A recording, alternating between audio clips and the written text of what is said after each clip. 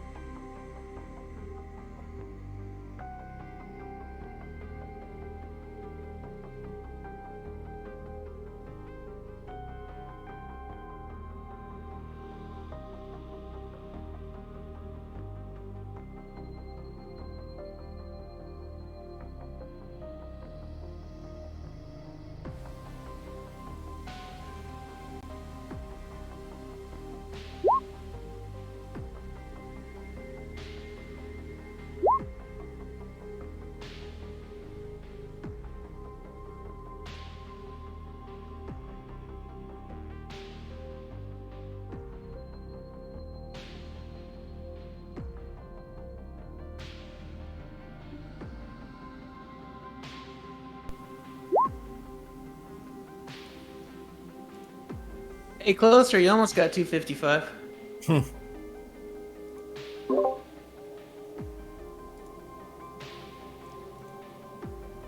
right, guys, how we doing this evening? Good. How you doing? Pretty good, not bad. Ready for some Spelljammer? Sweet. I think we're just waiting for one more. So we'll give a few moments.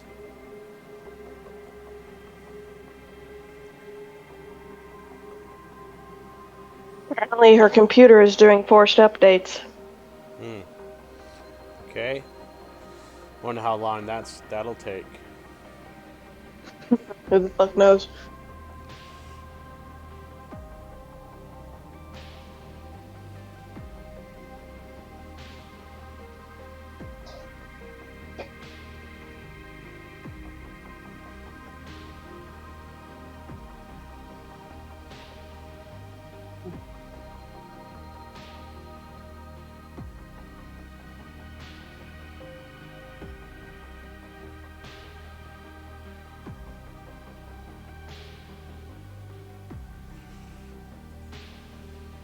So besides dodging invisible earthquakes, what's everyone been up to this week?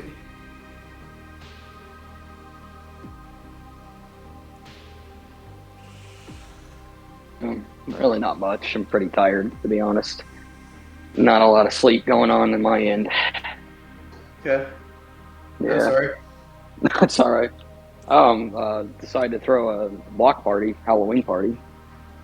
Gonna be fun. Nice. Working on the invitations today.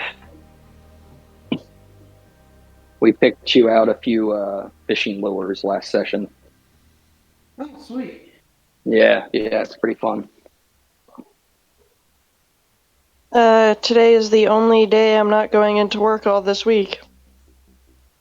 Wow. Yeah. I'm gonna be exhausted next Monday. Sucks. What do you do? What are you working? Gas station. Oh wow. Mm-hmm. I worked at it was next, I guess it was next to a gas station, but I worked at a Dollar General, and I would watch people going to this gas station in the middle of the night and just be like, oh my God, I'm glad I don't work there. You work the night shift? No, I work second shift, which is why I will occasionally show up a few minutes late, because Yeah. I get off at 6. Mm. I got off at 6 yesterday. Usually I get off at 10. I told my boss never schedule me past 6 on Monday and Tuesday, or I won't show up for work. But I bet they try, nevertheless, to get you to stay, don't they? All right. I think Sabrina's on now. How you doing, Sabrina? Did you get it updated? Yep. Very good. Sweet. All right. Is everybody ready to start? Do we have any questions, comments, or concerns, or any announcements or anything like that? No, actually, I got some fishing lures last week. Yeah, we'll cover. We'll go ahead and cover what you missed last session. Okay. Alright, I made sure to put the price in there, because I've technically bought them for you. This allure cost me 10 platinum pieces. Oh, wow. Okay. I'll go and subtract 10 if you want to put your 10 back into your bottle. Yep, slug lure is what it's called.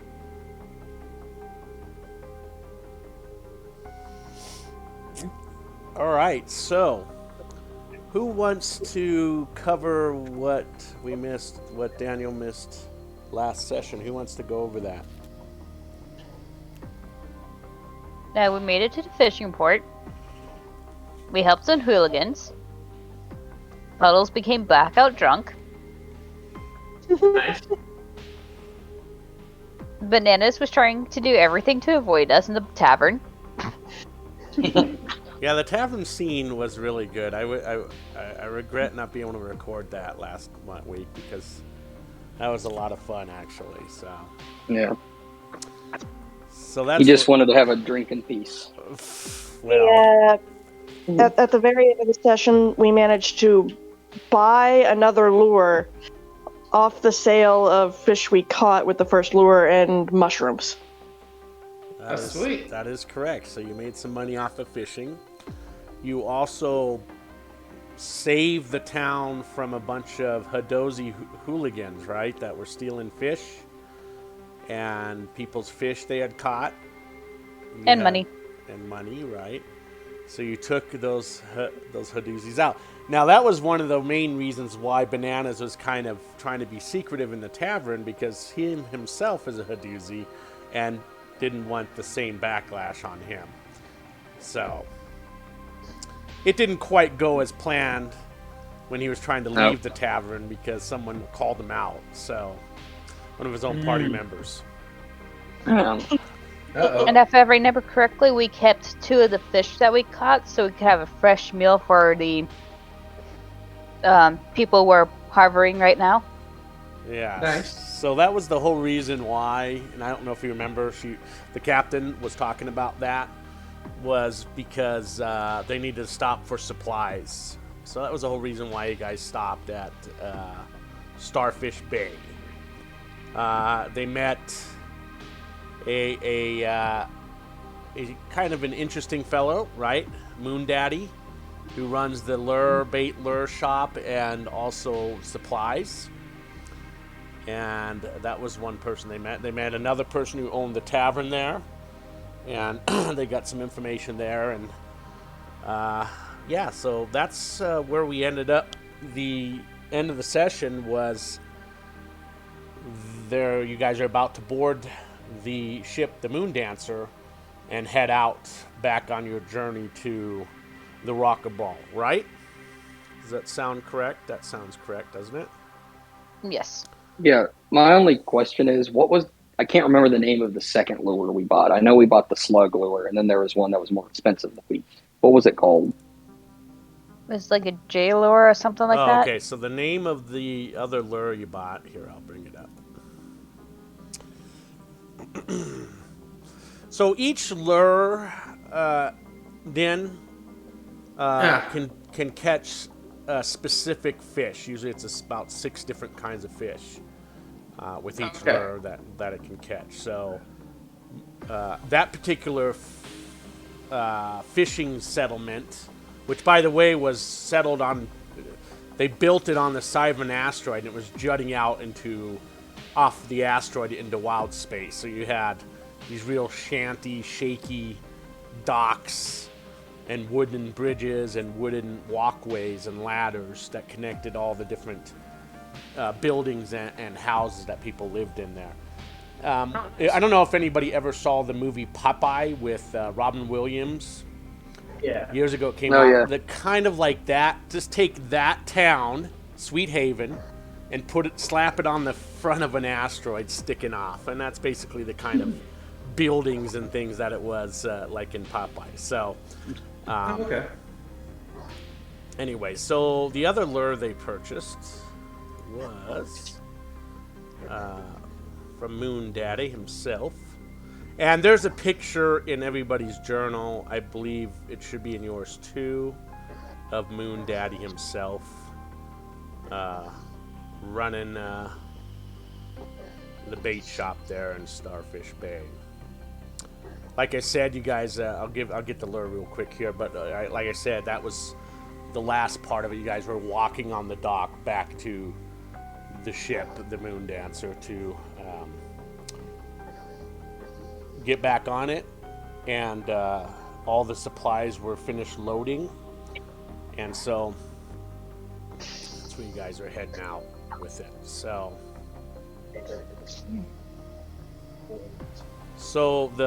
these are the different lures that he sold. They get expensive as you progress upward. So the slug, the jaybird, the twister, Jaybird. the fork, and the Doppler. Doppler being the most expensive lure he had, which also caught probably the rarest fish out in the wild space. Now these also work in the astral sea to catch fish too. They aren't just specific to wild space themselves. So they will work in the astral sea. Once you guys eventually make it to the astral sea, you could do your fishing there too. I believe a couple of you also bought fishing supplies. So you have your fishing rod and reel and things like that. So the lures are specific to the fish, basically with them.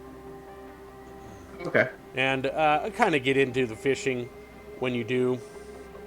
It's not really hard to do. The little mechanics that are involved with fishing. So let's go to our picture of Starfish Bay because we haven't quite left. You guys haven't quite left Starfish Bay yet. You were on the verge of loading onto the ship and heading out. So you're on the dock that leads up to the Moon Dancer. All of you are there. What are you guys doing?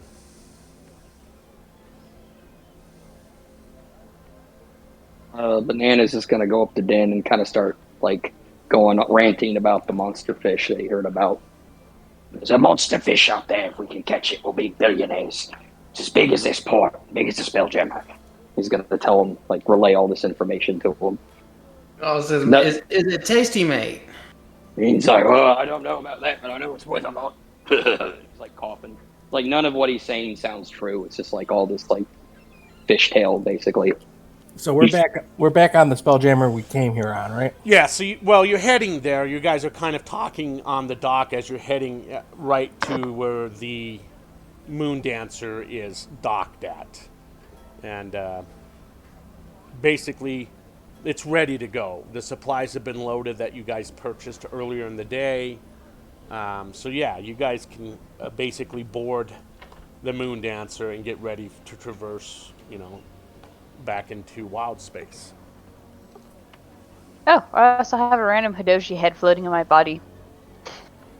Forget about that. Oh, and Lycan has a folded up. So the boss of these Hidoshis had a folded up pirate's hat, like captain's hat, all folded and made to look like one from a newspaper print. Lycan took that and he's wearing it underneath his mushroom hat. So Nice. we forgot about that part. It was very important, that the floating head and the newspaper pirate hat.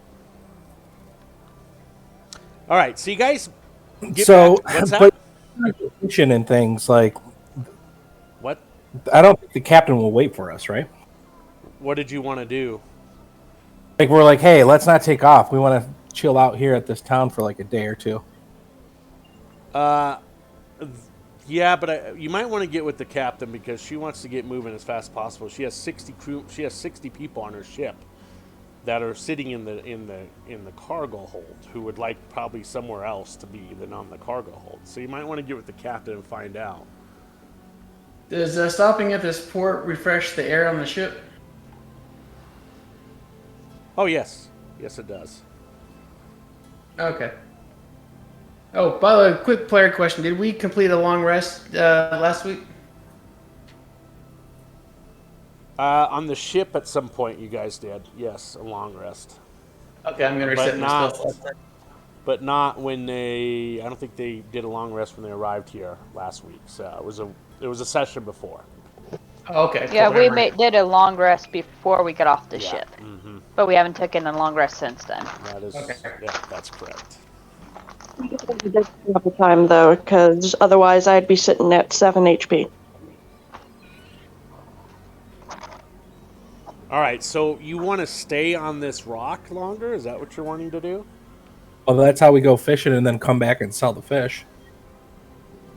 Okay. I mean, we could fish on the way to the next port. You don't Yeah, have. we can spend, You can we can fish spend the off. last night. You can fish off the ship when you're not at the maximum speed that the Spelljammer's going. So you can fish off that ship too. So Oh, okay. you got to be in a regular speed, nothing super fast like full speed. That would be too fast when you're going 100 million miles an hour, a 24-hour period. So Yeah. that's pretty fast. I could picture trying to do that and hook one of your teammates. Well, you know, you'd be trying to reel in, and oh my god, what a mess that would be going at that speed. Holy cow. Anyway, so yeah. So how many people with fishing reels do we have with us now? I have one, and I think Banana says one. I got one. Okay. Yeah.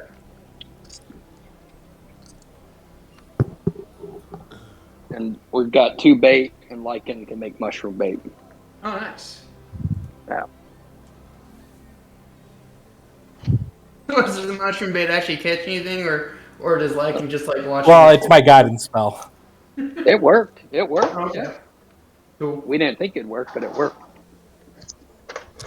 And you missed a good joke by Flapjack last week. He had another 1 or 2 good old pirate jokes for the crew. Uh-oh. Yeah, so.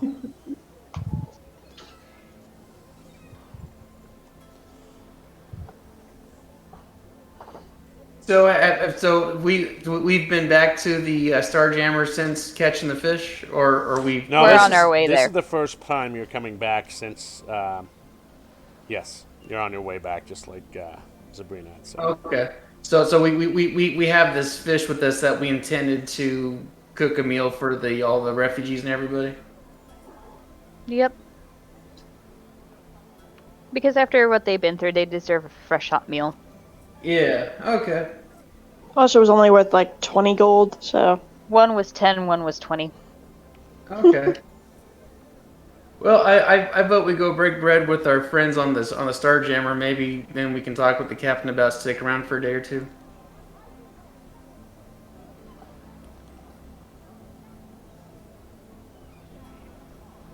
I mean, the refugees are antsy to get to the.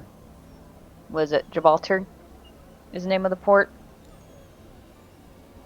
I mean, we could spend some time fishing when we get to port. Yeah, so yeah, you're making your way to the Rock of Brawl. Okay, it's a Oh, Rock of Brawl. huge city. A huge city in basically on the outskirts of the Astral Sea, or of wild space. It's basically floating in wild space wherever you need it to be. And you'll find out what I'm talking about later when it comes to that. So, Quick question: has Puddles been there since she's been on a cargo vessel in the past?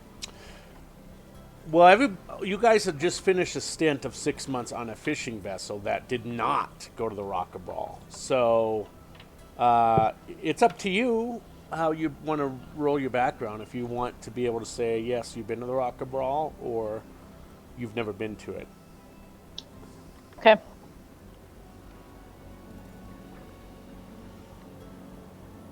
Because of my background, I said that I was on a cargo ship before I was on the fishing vessel for a little Okay. bit. And that's how I ran into the enemy that attacked the cargo ship.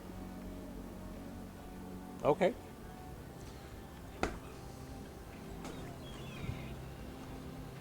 All right. So you're right on by the ship here off the dock, and standing on the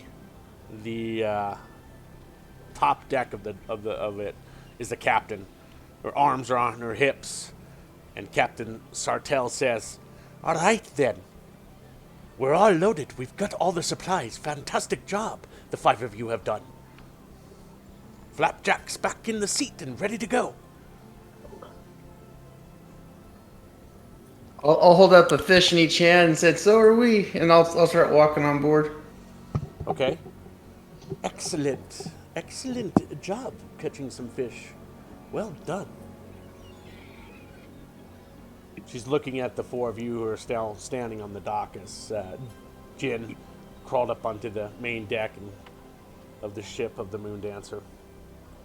No, followed Din as well. Yeah, Bananas will follow, mumbling something like, "This back one up, like some racism." And she's kind of just eyeing you as you mumble past her.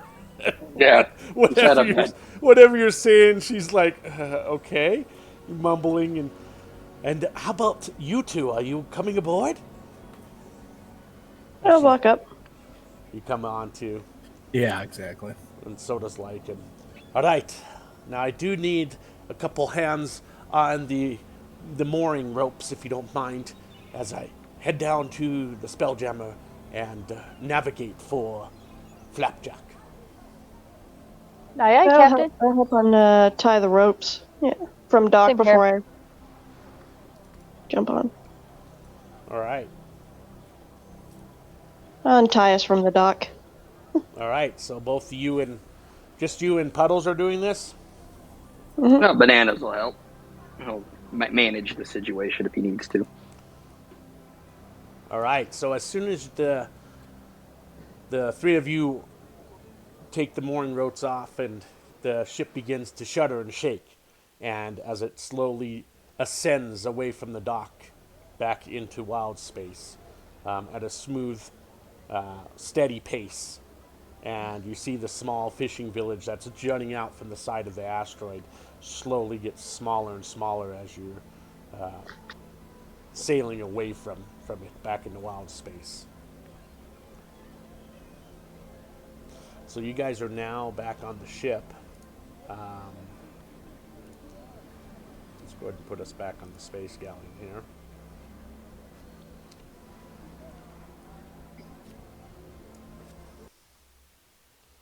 Everybody sees the map?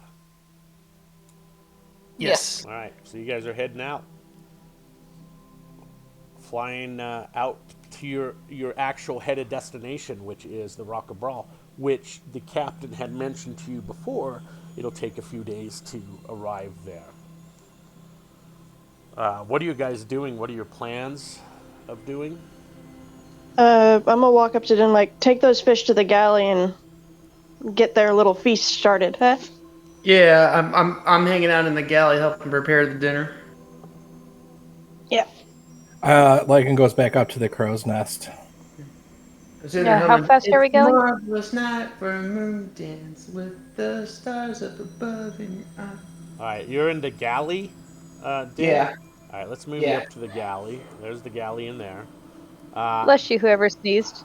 Lycan is up in the crawls back up the rope ladder up to the crow's nest, and it's to the three of you that are still there are looking up, watching him, and it's a sight to see as this dwarf with his little legs and arms crawling up this rope ladder to to the top of that crow's nest up there. What about you three? Yeah, I asked how fast we were going on the ship. What's that? How fast are we going on the ship? Just a normal cruising speed, not top speed at the moment. No, not yet. Who currently has the slug lure? I gave it to Den. Oh. And you begin to hear Flapjack's voice in all of your guys' head again. Arr, mateys, back aboard the fine Moon Dancer. Welcome back, my crewmates. It's good to see all of you back in one piece. No missing arms or legs, I see. No peg legs. But I bet you got stories to tell, right? Over a good swig of ale or rum. I'll say, oi, we got dinner covered. Arr, sounds mighty good. But I got one for you. Take the edge off as we move faster into space. How do you turn a pirate furious? Take away the pee. And with that, it's all silent again. Okay, does Den have both the lures? I just wrote down the slug lure. Who has the other one? Bananas. I do? Oh, I didn't. Oh, I didn't know Yeah, that. Bananas should have the Jaybird lure. Oh. Oh, you went wrong.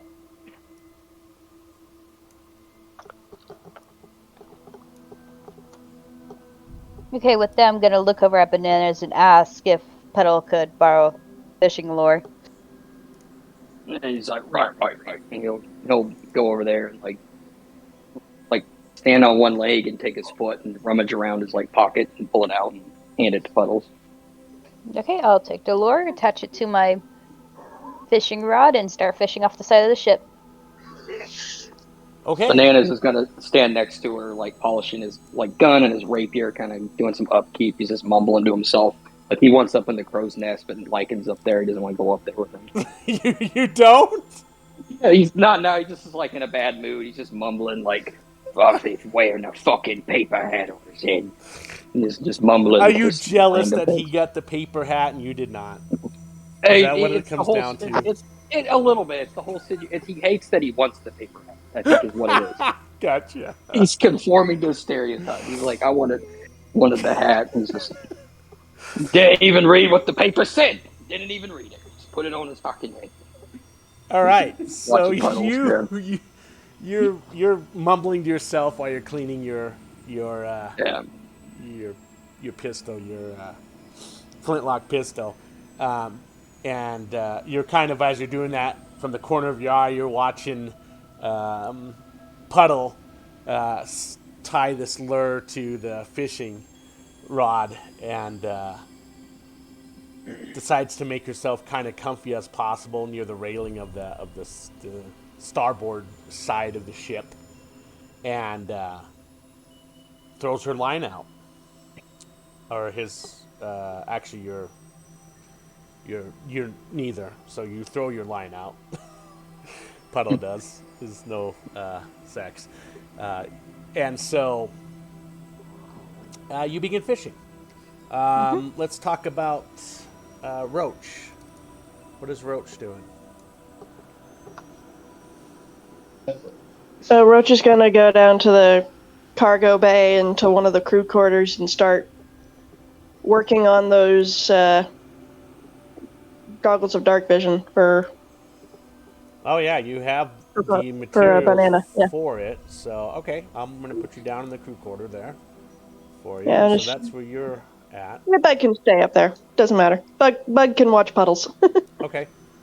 Yeah, Bug's up there with Bananas and Puddle as you guys are flowing through the darkness of wild space, and you're continuing to pass planets, but in the distance, not near the planets, but you can see these different planets you're passing by at a pretty good speed. And these are all the different planets within wild space of the Forgotten Realms, the realm space. So, not knowing a lot of the names of planets because you guys don't have the map that you had gotten from your quest from Distress Signal, from off the ship. So, off of the Dung Beetle. And so you forgot to collect that out of mostly because you had moved into looking for new work, and then of course the attack on the planet itself happened, so it kind of was lost in all that anyway. So I'm sure the captain of this ship, of the Moon Dancer, has maps that you guys could make copies of if you wanted. But somebody would have to have a cartographer's kit to be able to make these copies of those maps, of her star maps. So let's spend some time. We'll add some time, and we'll say about an hour or so passes as you're continuing through wild space, through the realm space. And Puddle, I need you to make a survival check. Okay.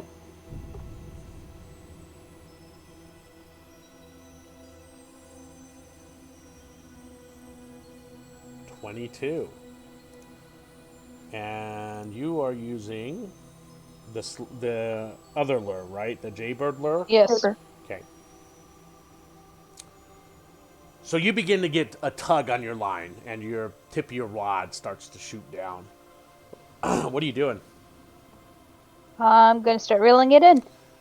All right, so you begin to start reeling it in, and it's trying to pull on it. Pull away from you. You can hear the drags pulling on the reel itself as you're reeling in. But if you begin to reel too hard, it may snap the line. So you got to be careful how you're reeling this in. Maybe you let it drag the line a little bit to tire out the fish. Pulling in some I more. think You I'll reel do in that. some more. And reel in slow and steady. Okay. All right. So you're trying to reel in slow and steady. I need you to roll me a D10, 1d10.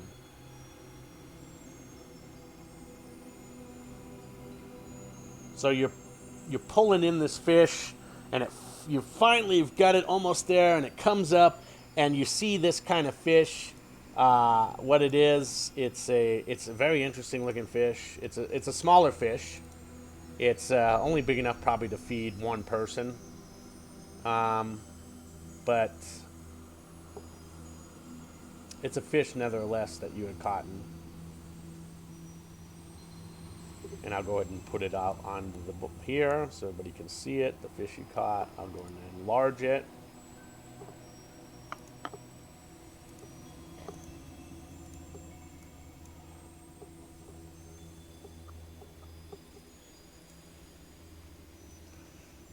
Actually, we can make it a little bigger even.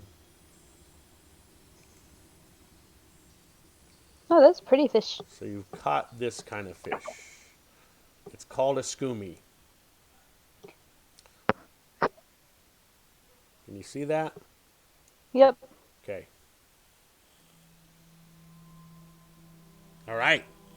So that's what you caught within the hour. Okay. How does one spell that? What's that? How do you spell it? Oh.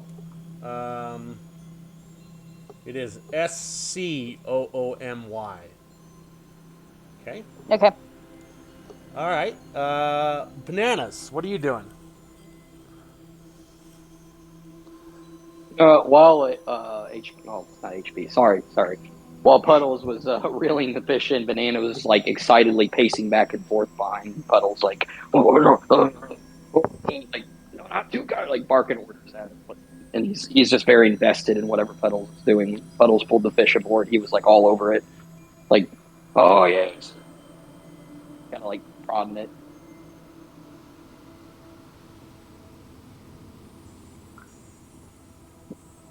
Can he do like the help action with Puddles and like help her fish or something? Yeah, it would just Give her, I don't know. It would give her just advantage on her rolls. So that's what that would do. Okay. So just make a higher roll for her on survival. Oh, okay. Lycan, what are you doing? I'm going up to the crow's nest, and he's just chilling out, man. That's just watching some of the stars go by and some of the distant planets and Yeah, he's got his asteroids and moons. he's petting his toad, telling him Right. stories. Your toad is out.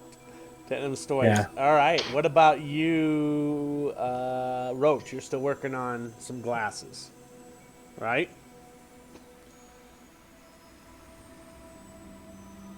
Din, what about you? All right. So I'm dinner is served. I've served the food to the refugees, and I'm sitting with them and just animated hand gestures, telling stories, evangelizing Celestian, and everything that's great about the Celestial Sea. Okay. All right. So you're preaching to him. Sounds good. Yeah. All right. So we'll say a little bit more time passes. Are you fishing again? Sure, why not? All right, so you throw your that back out there again. We're gonna go one more hour here, and go ahead and roll me a survival check if you'd like. Bananas, are you helping? Yeah, and he's just like barking orders, like, not too tight, not keep the line slack, like yelling at her. So yeah, help. Okay.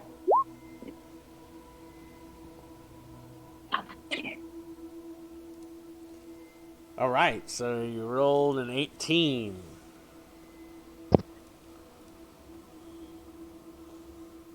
All right. Again, you get a bite, and the pole bends down, and the fish begins to take off with the line again. Do you continue to do what you did last time? Yeah. Okay. All right. Slow and steady, stop when I need to stop. Reel right. it in, stop. Yeah. So you're pulling, and you're trying to get this thing in, and it's pulling back on you. Give me another 1d10 roll. Yeah, and as you pull it up, it's another Scoomy. A little bit bigger, a little bit bigger than the last one. But so now you have another Scoomy in your possession there. All right. Yeah. So.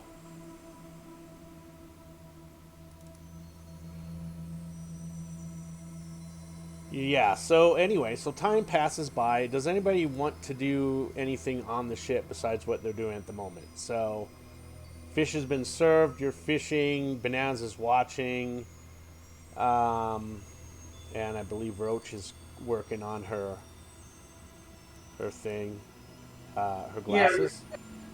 Once kind of the meal is over, everyone disperses. I wander up to the main deck and I'll go fishing too. Okay. Yeah, and as you're about to cast your line out,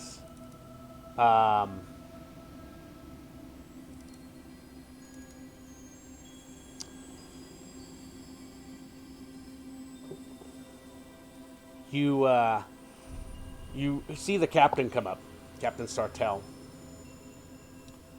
and she stands on the deck with you, and she says, there are things that need to be done around the ship if you want something to do in the meantime while we're sailing to the Rock of Brawl. There's always stuff that can be done around the ship, of course. But I would like to know if there's someone up in the crow's nest for me, keeping a lookout. That would be the best. I'll go knock on the. What's the tall wooden pole on a boat called? Depends. There's masts. A mass. Yeah. Yeah, I'll go knock on the mast, see if I can wake up Lycan. Hey, oi, Lycan! Hello. Captain would like to have a word. Okay, so Lycan's like, okay, I'm coming. He starts waddling down. Oh, so there was someone up in the crow's nest. I didn't think you had anybody up there. Bananas kind of groans. He gets out his telescope, or I'm sorry, his looking glass, and I'll go up there. I'll go up there. He starts climbing up, like passing Lycan. Lycan's coming down. All right, so you head up there, and the captain's looking at the four of you, or the three of you, and says, "How is it going? Is everything going quite well?" Puddle's got Very. some fish. Nice, good fish. Those skimmers, they feed about one person, but quite tasty indeed. I And just shared, what's that? as I just shared a meal with our guests, and their spirits are high. Good, excellent. That's good. With that, Bananas, you're looking through your Yes. spyglass. I need a perception check, please.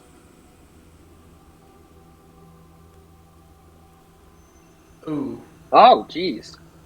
Yeah, you Oh, no. are either nervous or still rather upset about not having that pirate hat that Lycan got. You fumble around and the spyglass falls from the crow's nest and Oh, no. shatters right at Lycan's feet as it hits the deck of the stern castle. Oh, And everybody kind of jumps back, and they're like, "Oh, easy there. Are you quite all right up there, Mr. Bananas?" She says to you, the captain. Bananas is just like hopping up and down, like internally raging, like apes do when they get mad. Just Let's hear it. Is it like Planet of the Apes? and he's like hopping up and down the crow's nest. All they could see is like his little head jumping around, like ah. He's just he's blaming Lycan silently. He's like, it's his fault. His fault. He's gonna go down though, and he's gonna hastily climb down, and he's gonna look at the spyglass. Gonna try to pick it up. And the captain, she looks at it and says, "Does anybody have a men's spell? Perhaps a men's spell would work for this." Yeah, sorry. Bananas is looking around. He's like, "Where's the bug? Where's that bug at? Bug's always fixing dice." I come up beside the captain, lean over to her ear, and say, "Don't mind the monkey. He's touched." Yeah, he's gotta go up to this beetle, and he's gonna be like, "Hey, where's your papa at? Where's your father at?" The bug, I guess you control the bug there, Roach. You can decide what you want to do. Sure. Bug settles down to the cargo deck. Oh, down to Just where you're working at. Yeah. Okay. So do you It follow settles banana. down to the cargo deck. Bananas? You follow the bug. Oh yeah, Okay. 100%. So the Like, bug brings you into the crew quarters where Roach is working. Describe your workstation, Roach. Uh, when he's working on an item, it's all scattered around him in a kind of semicircle of tools and junk parts, and he's sitting on the floor because the desk wasn't big enough or the bed wasn't big enough, so there's just tools all across the floor Nice. within arm's reach. Nice. Bless you. Nice. All right, Bananas, you came down there. yeah, bananas is like basically walking around, and he's holding this like spyglass above his head, like how monkeys do when they carry things, and he just like hobbles up like to Roach, like next to the table, and just like throws the spyglass in front of like whatever Roach is doing, just in the middle of the table, and he's just like, "Look what they did!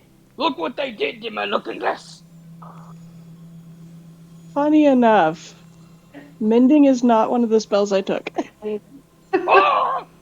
Now, Roach could fix it, but it'll take some time. All right, she In the has the ability to fix stuff, meantime, so. there should be another spyglass in the toolkit. That's why I like you. I like you, boy. And I'm Yo, sure if you would have asked, the captain probably had a spare one you could use too, another one you could use too. But this is her fault. This happened to begin with. the captain? Yeah, she made me go up there. Oh, He nothing didn't is make ever your you. fault, it sounds like, Bananas. Never is it No. your fault. It's always someone No. else's. All right, Bananas, so you have this other spyglass, which sounds like it was Yeah. Roach's spyglass. Yeah, Please probably be careful with it, right? He'll try. It's got a much bigger eye lens than for a standard standard spyglass. For your Space big old bigger. bug eyes, yeah. I get it. Right for bug. All right, so it is much larger. You could probably look through that, both your eyes through that eye lens. Yeah. All right, so do you make yourself back up to the stern castle and back onto the? I don't know. Banana. It looks like Roach might need Banana's help down there. There's a lot of things going on, but yeah, it's just, Yes or no? Yeah, he'll go back up. He's got to climb back up. Okay, you don't have to if you don't want to. No, he's got to keep a lookout for All astral elves. Yeah. So specifically for Astro Elves. So you get back to the stern castle, and do you make your way back up to the crow's nest? Yeah, with as much dignity as he has. He Yeah, just and you gives them kind of all, like, walk into a conversation between everybody. Lycan's describing different kinds of mushrooms, how they grow, what they're good for, right, Lycan? I'm sure you're having that kind of conversation with everybody. Yeah, exactly. Like he just doesn't stop. Yeah, it's just continuing on, and the captain's all, well, now, look at the time. I've got to go see how House Flapjack's coming along. Keep an eye out for me, the Mr. Bananas, and tell me if there's anything that that you can see that we perhaps are not seeing. And she kind of bows to everybody and walks down the stairs back down into the next to the deck below. All right, Bananas, you crawl back up there. You're looking around. Give me a perception check. Hopefully not a crit Oh fail. God. Okay, much better. With a 15, between the time it took to get a new thing, all of a sudden in the distance, pretty far away, you see a ship. Uh-oh. It is a strange-looking ship, one that you have never seen before. The shape of it, you can't make out a lot of detail, but the shape itself you can make out. What are you doing? What can I make? Like, what's it shaped like? Can I tell? Is it like It's very organic and alien looking. okay? Let's see. I can give you a little better description. They look like there's tentacles in the front of it, or possibly the rear to you. You're not quite sure from the distance you're at. There looks to be kind of like a fin on the back of the ship, or the front. Not quite sure there. Again, it's one you've never seen before. Well, real fast. When I made bananas, he had what I can't remember what I chose for his background, but you picked like a favored enemy, Okay. and I think if I don't know, I might know what that is just from other media, and it might be something you recognize. Is it a mind flayer ship? Let's. Is that your favorite enemy? Yeah, that bananas hates mind flayers. It's like one of his like Yes. things. From the distance, it surely definitely kind of looks like it. It's still pretty far away, but you're approaching at a pretty good speed. Okay, that's enough. He just goes bananas. He starts like streaking. Ah! He looks down. He's like, "Ah!" And he's trying to get everybody's attention. Get the captain. All right, so Lycan Really, and Din but Puddles look. You guys look up there at him screaming and causing a huge scene, screaming his monkey scream and everything. Detail flying monkey. and he's just like, fucking mind flayers. Like deep voice. he gets his he gets his bullets out, and he's like, I gotta save one for me, just in case they take me. He's like counting Okay. his bullets. So And at first I'm shaking my head thinking that this monkey is crazy, but then I hear mind flares and my eyes get wide and I start running for the forecastle. okay. So you're running the forecast. So what are you? I don't know why I have you raging still. There we go. What about you, Puddle? I'm Are you gonna gonna go go warn the around. captain, or what are you doing? Thought that was what Din was doing. No, Din just ran to the forecastle. Yeah, I'll go run to the captain. All right, so you're running down the stairs, and in the meantime, you hear you're looking still bananas, and you're coming at a fast pace. You're getting closer and closer, and now you can your throat tightens up, and you feel your chest begin to tighten up, and and sweat begins to bead on your forehead. And as you're looking through your spyglass, you're breathing heavily. It is your worst fear. It is a mind flare ship, or otherwise known as a not a Lloyd. Not old. Yeah, ship. And with that, you hear Flapjack come across everybody's mind. Goes, "All right, crew, brace for it. We're going to be slowing down. There is some kind of object we're approaching. I'm not quite sure exactly what it is. I'm sending the captain up to the main deck onto the stern castle." And with that, you almost bump right into her, Puddle, as you guys, she's running up the stairs and you're running down the stairs, and she stops and she goes, "Puddles, what is it?" Flying monkey says mind flayer ship. "Oh, dear, dear, dear, dear, dear." She runs up with you up the stern castle.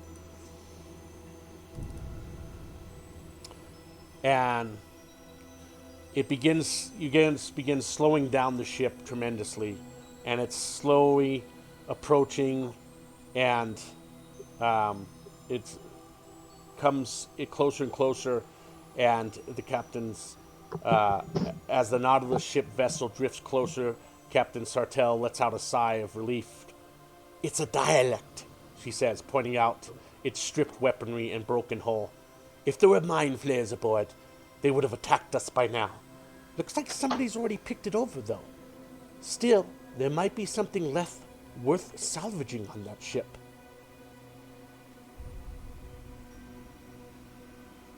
I'm strolling back over. I heard her say it's derelict.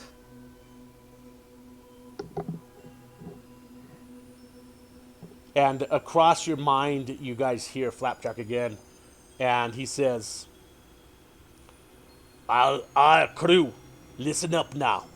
That Nautilin makes the Flapjack uneasy. And I'm feeling some strange telepathic activity coming from the ship at some sort.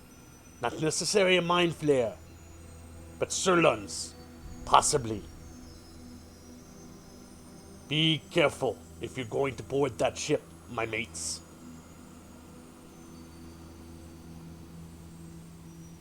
When he's sending out these like general announcements, do we have the option of being able to talk back to him? No, these are just telepathy. Unless you can do telepathy back to him, they're just to you. This telepathy from Flapjack. You see the captain, however, is able to communicate somehow back to him, and you hear her speaking now. It's not necessarily telepathy what she's doing. It's a very strange thing, but she's speaking back to him, and you've overheard her say to bring the ship alongside the vessel with it, and we'll be gathering a boarding party. And she looks at the five of you and says, "Look, we need to board the ship and find out what's going on. Find anything we can salvage and kill any hostile creatures you encounter." Understood, Captain. Captain. Do any of you balk at that, or are you all good with going aboard the ship? Banana heard kill any hostile things. He's ready to go. He's like got his pistol cocked, making his way down the crow's nest, doing like calisthenics. He's getting ready. All right. So with what's that? Actually, could I guess he'd have to go ask Roach. I was going to see how long it would take Roach to complete the goggles. The goggles will take after a long rest. She'll be completed with them. But Okay. with that, Roach, you feel the ship slowing, coming to a very much almost a stop, and it's creaking and shaking and shimmering. Are you coming up, or are you staying down there?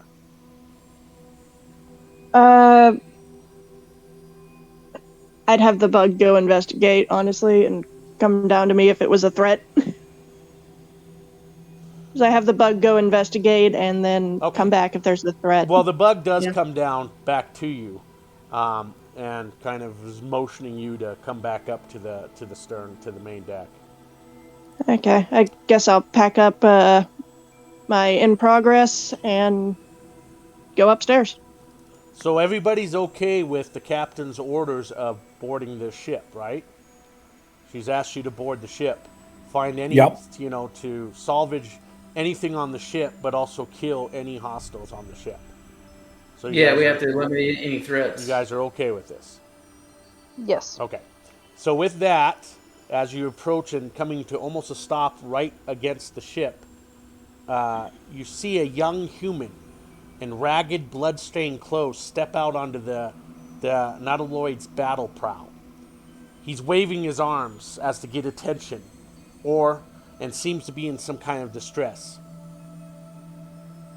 I have my musket at him just in case there's something going on. You do what? Yeah. I aim my musket at him just in case there's something funny going on here. Right, and so it comes up right along the side of the Nautiloid, and you've kind of entered the Nautiloid's air envelope because it's a much bigger ship, way bigger ship than the Gallon you're on right now. Okay, and so you're now taking over their air envelope because remember we talked about way before we started that the larger thing is the air envelope you get. So it takes over your ship, the air envelope, and so he's yelling. He's oi, oi. My name is Bento Kralazar, and I could use some assistance. As he's waving his arms to you, you can hear him saying this. And we'll go ahead and let's go ahead and bring up the ship first of all, so you guys can take a look at what the ship looks like.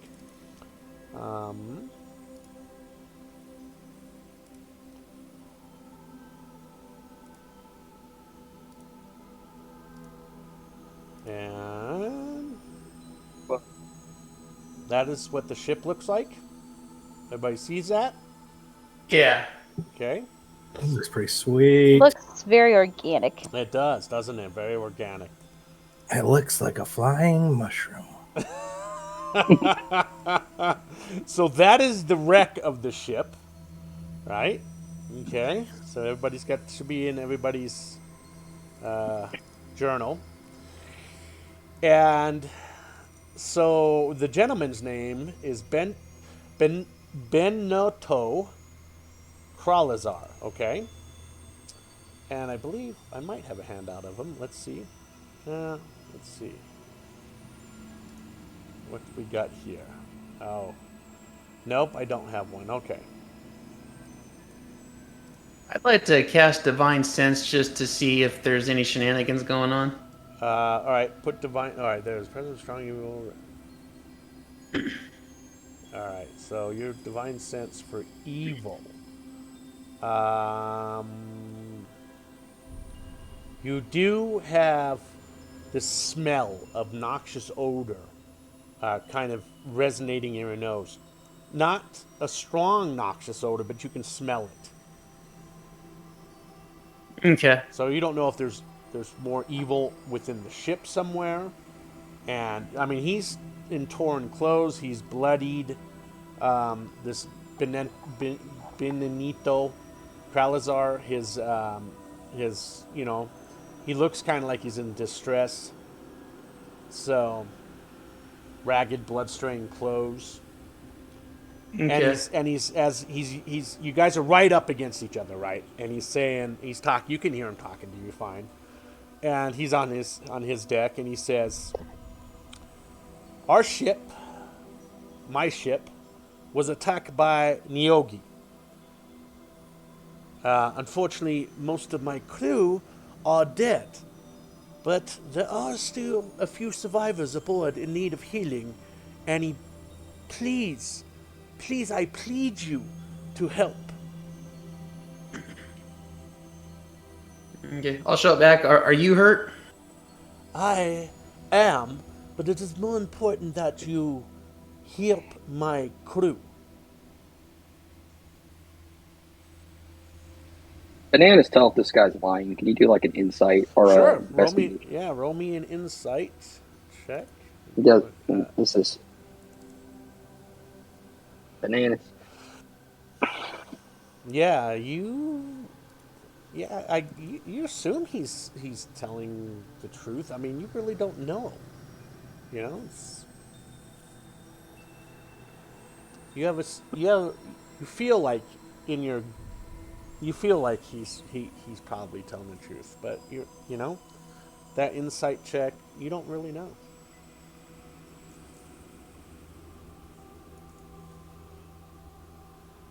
The captain looks at the five of them and goes, "Well, he's welcome you aboard at least. He didn't shoot us first. Perhaps you go aboard like I asked. Board the ship, find out what's going on, and report back to me. Remember, any hostiles." She winks at all of you. Okay. Okay, and I board. All right, so everybody's going to board the ship. Yeah. I am. Yeah. Oh yeah. All right. Let's go ahead and as you guys, everybody kind of just crosses over the railing of the stern castle onto the deck of that large, huge ship.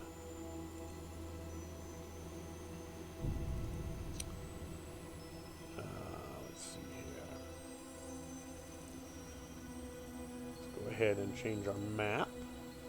If we take some rope and tie the two rails together, does that do anything at all to keep the ships together? Sure, you can. Is that what you want to do? Yeah, I'm gonna take my my rope and put a knot around both rails. All right, give me a survival check to see how good your sailor's knots are.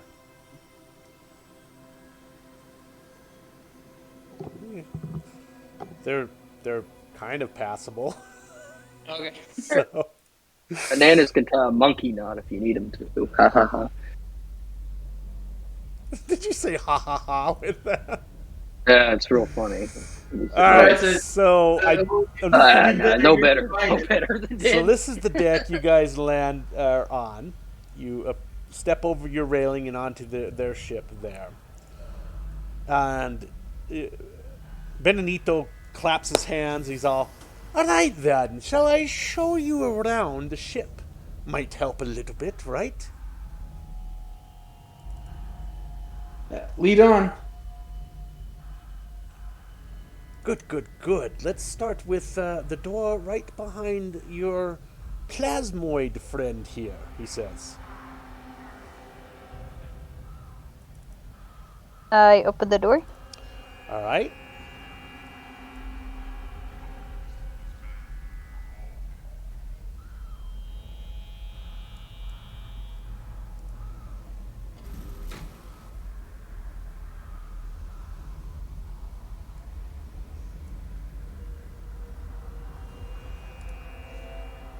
All right, give me a sec here. There we go. Okay. And you open the door to that front room there on the ship. And he says, yeah, that's just the bridge. Actually, it's just another room here. Nothing quite.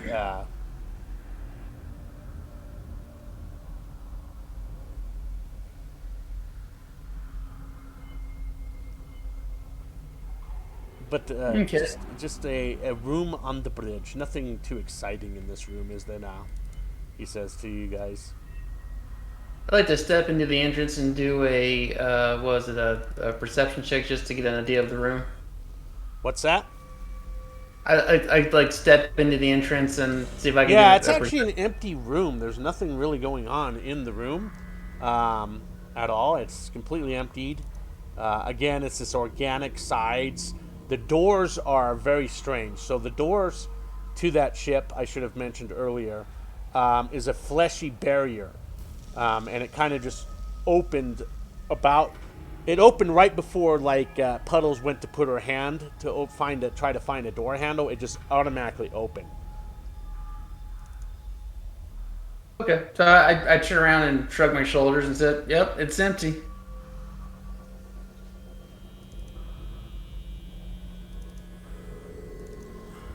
He's all, okay, so perhaps we go down this stairs, right?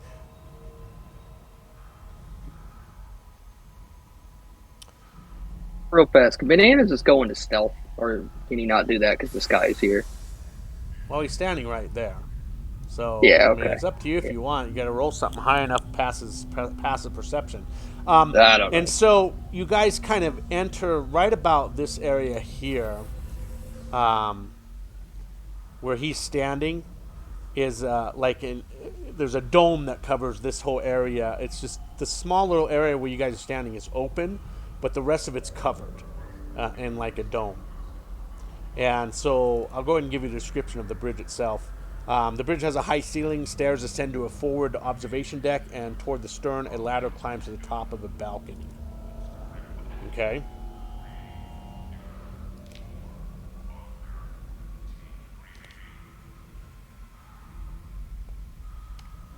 Okay. He's all, this way, this way. We're going to go down deeper into the ship to help my crew members. I'm gonna wrap a cloth around my mouth, just because he's weirding me out, and I'm a little paranoid. I also have dangerous sense as a barbarian. Do I sense anything dangerous? Throw up your danger sense. Yeah. Let's see here. And this is just some voice in our head telling us what to do. Who? No, it's a guy. He's right here. Guy speaking. Oh, I He's can't see talking him. to you Okay. guys. Where is it? There it Where is. are you at? Oh, you're up over there, so that's why you can't see him. You moved over here, so yeah, because you can go through an opening right here. That's kind of like an archway that goes underneath.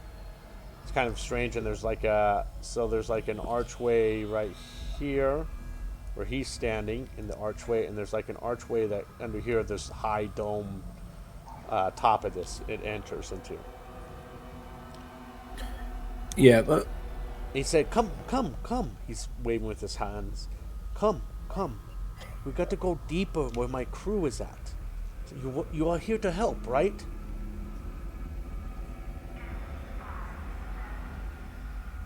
We are. Lead the way. Danger I sense. have- Uncanny sense of I danger. have- No. Be giving you Oh, an edge when you okay. dodge away from danger. So you'll get an advantage on dexterity saving throws against effects that you can see, such as trap spells. To gain this member, you can't be blinded, deafened, or incapacitated. Okay, so this is what you have going for yourself. Okay. Yeah. So, okay. So is everybody following him? I'm Yeah. going to. Yeah. Benito? Okay. So come into the dome part of the ship. So, yep, that's where you went, down through there. He's saying, come. The stairs are over here. And you see these set of stairs that are leading down. And the moment you guys approach these stairs, 4 creatures jump out at you. I'm going to roll... son of a bitch to see tricked if us. There is a surprise here. With that, and let me go ahead and bring these creatures out. Would I be surprised with the danger sense, or? You are you can't be blinded, deafened, or incapacitated. You have advantage on dexterity saving throws against effects that you can see. I probably will say that you probably will not be surprised because you have danger sense. Probably, even though it doesn't specifically say that you can't be surprised, I think it's something that would be part of that. These creatures are extremely weird looking. Let's give a They description. look like elephant trunks. We'll give a description of them when you when they come out. These are worm-like creatures. They're about 7 feet tall. They have legs that end in hooves and arms that end in hands with 3 long fingers.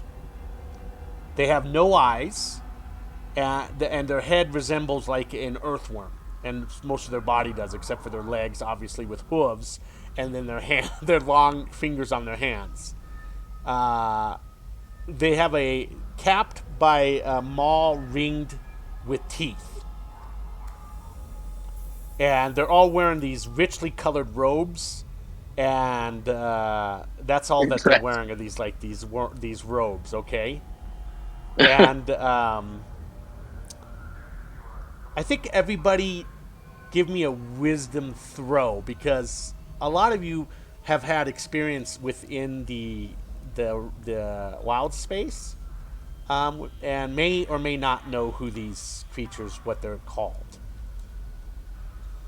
Check or save?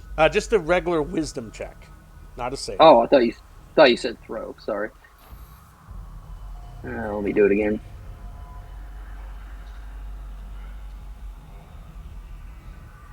I don't know why I was rolling on advantage. I forgot to click it That's off. okay, don't worry about it. So the 3 of you, Bananas, Din, Roach. I need one from Lycan, a wisdom throw, just a regular wisdom check.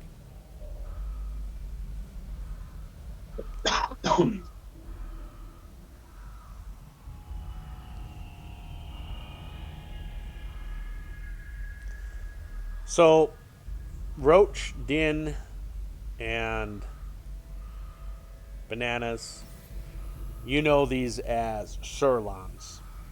Okay? You can yell that out to whoever doesn't know, but I'm going to give you the handout of what they look like.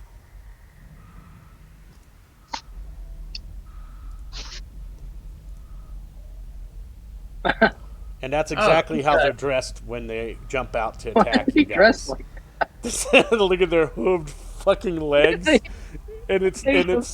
they have 6 legs. It isn't just 2 legs. And so that's exactly what they look like. And I just see him like sewing and knitting these clothes together. Big monsters. So you know these it looks things. like an open robe. You know that the 3 of you know that Sirloins live for thousands of years because they spend most of their time in the deep astral. Every 100 years or so, they leave their astral strongholds, invade wild space systems, and indulge in a 7-year-long ceremony called the Feast of Worlds, during which they consume as many sentient life forms as they can before returning to the astral plane. They prefer the flesh of humans and halflings, but don't mind feasting on other folk. They use their spellcasting abilities to infiltrate the settlements of their intended victims. On the material plane, Sirloins have been known to work with mind flayers. Together, they collect victims to feed on. The mind flayers devour the victim brains, while the Sirloins consume the rest of the prey. Githyanki despise Sirloins because of their alliance and attack Sirloins' strongholds in the deep, astral, whenever they are found. So, and you know their rituals. So some of their rituals are very weird. Like when a Sirloin dies, other Sirloins store the corpse in a safe place. As the corpse decays, the Sirloins lay one or more eggs inside it. The eggs hatch 24 hours later, each one producing a tiny worm. For the next 7 days, the worms feed on the corpse on each other until only one remains. The worm crawls out of the remains of its dead host as an adult Sirloin. Futuristic remains. Somebody gonna say something? So I'll call out Sirloins. Are these your buddies that are injured? And so let's get everybody in turn order, and I'll go ahead and answer your question here. So, Not mind flayers, but basically just as bad. Yeah.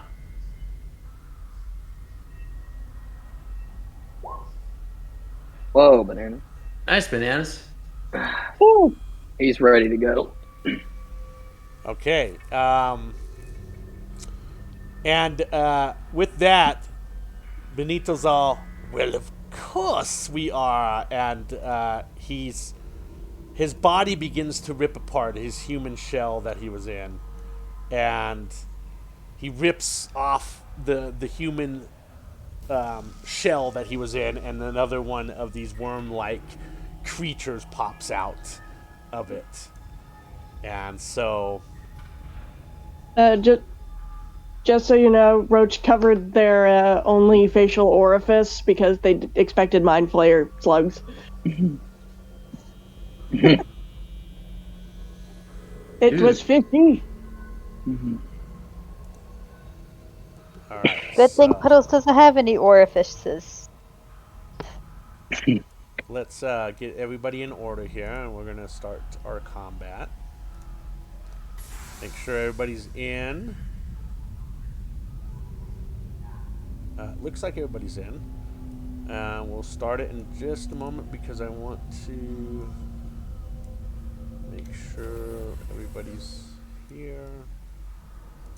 Alright. Alright, let's get some combat music going. Ignore that roll.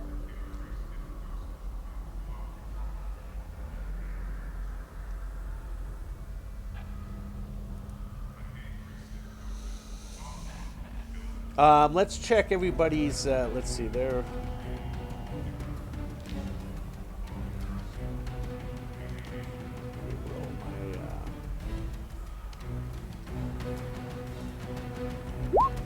Oops, don't want that. Need that, he already in there. Let's see.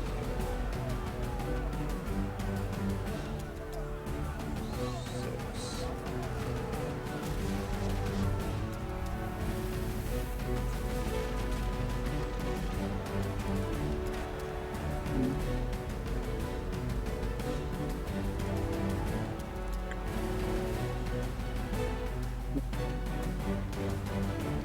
Alright, so bananas.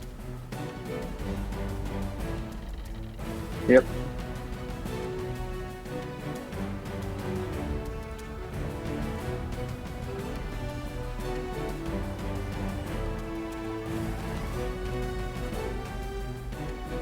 You ready?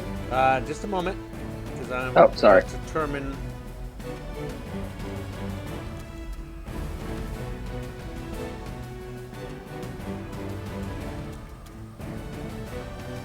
Give me 1 second here.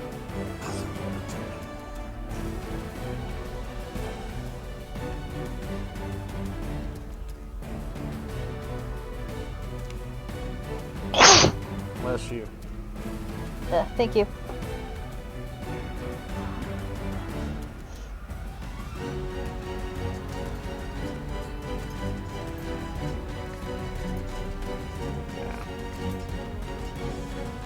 All right, we'll go ahead and just go in our order here that we've got set up. So, I believe Bananas is first.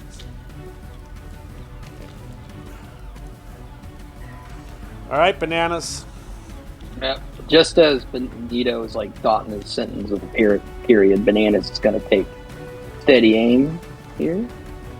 And he's going to aim at Benito with his pistol. And I get advantage since I haven't moved. And I'm not going to move. Where's my pistol? Oh, there it is. Ooh. So who are you aiming at? Oh, let me put some How's numbers it? on these guys. Benito. Oh, Yeah. Benito. Okay. He's going to shut him up. The guy whose name sounds like a Japanese lunchbox. Benito. Japanese lunchbox. Yeah. True, right? All right. Everybody see those numbers on these other worms? Yeah. Okay. Yep. So that's my friend. It is a miss as the ball goes whizzing past him and hits the side of the organic, alien-like skin fleshiness that's on the walls of this thing. Blackish purple, and dripping with like mucus or something. It's very strange shit. All right. Bananas, he's going to reload his pistol with his feet. His bonus is a dozy feet action. He's just like, that was a warning shot. That was a warning shot. All right. Yep. Ends your turn there. So next is Puddles. Okay. I would like to rage. Okay, so you're going to rage as a bonus action. Yep. Let me mark off the global damage modifier. Okay. Yep. I'm gonna move 5 feet. And I'm gonna stab number 2 with my spear. Oh, that's right. You're using the spear. Yep. With 2 hands. Okay. And a 26 hits this wormy creature with legs with hooves. He's all as you stab wait a minute. into his...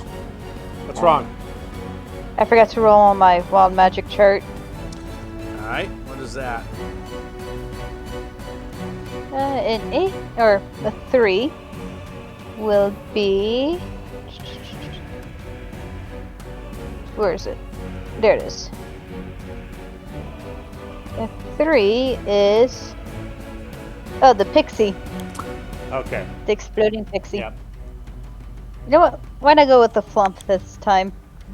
Oh, a miniature flapjack. Yep. Nice. Okay.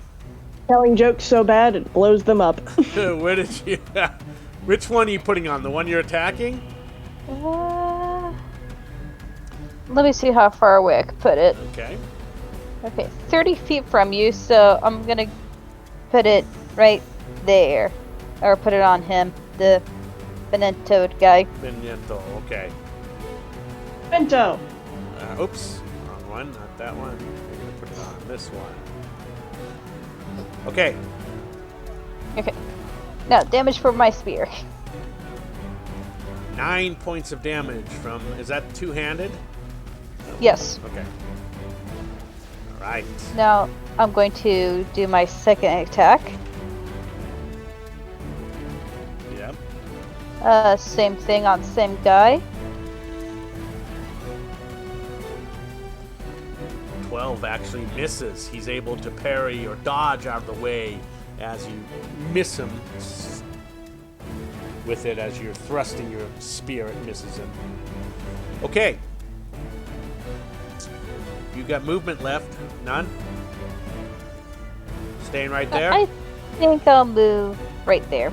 Okay, now does your fairy explode now at the end of your turn?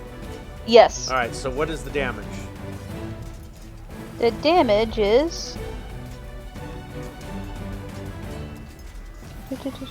I think it's a 1d6. So let me double check. Wow. Yeah, 1d6, but it must succeed a dexterity saving throw. Or Take the damage. Okay. And my DC, I've actually wrote it down, is 14.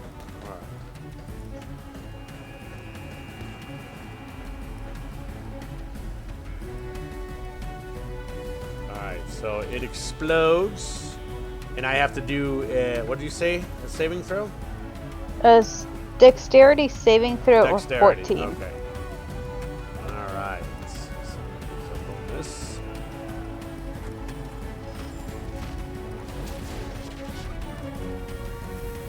Takes the damage. So what is your damage? 1d6. Whoa. 5.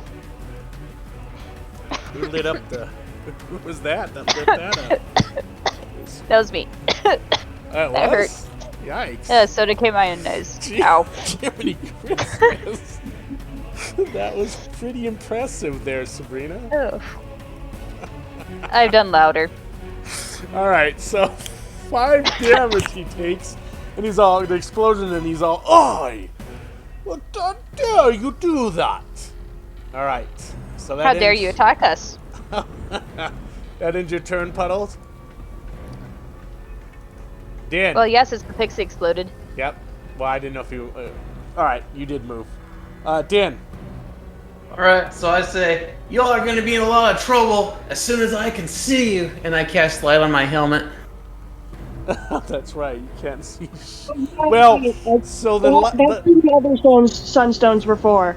the Forgot light about is that. flickering on and off, so yeah, you would have a hard time because your eyes adjust really quickly, and then darkness, then light. So yeah, the lights are flickering. So on my map I can see. I just assumed there was lights on. no, it's because you have you have dark vision. Do you? No, Yeah, that's the only. Oh, you know why? Because you still have your cigar lit up. That's why, even though you don't. So I need to That's change the- that. Yeah, I figured Yeah. about that. That's like the Hadozi's only weakness. Yeah, in the I dark. forgot about that. So. No, And I lightning. just assumed it was lit up. Yeah, I bet Yeah. their weakness is lightning too. lightning. Yeah. Um,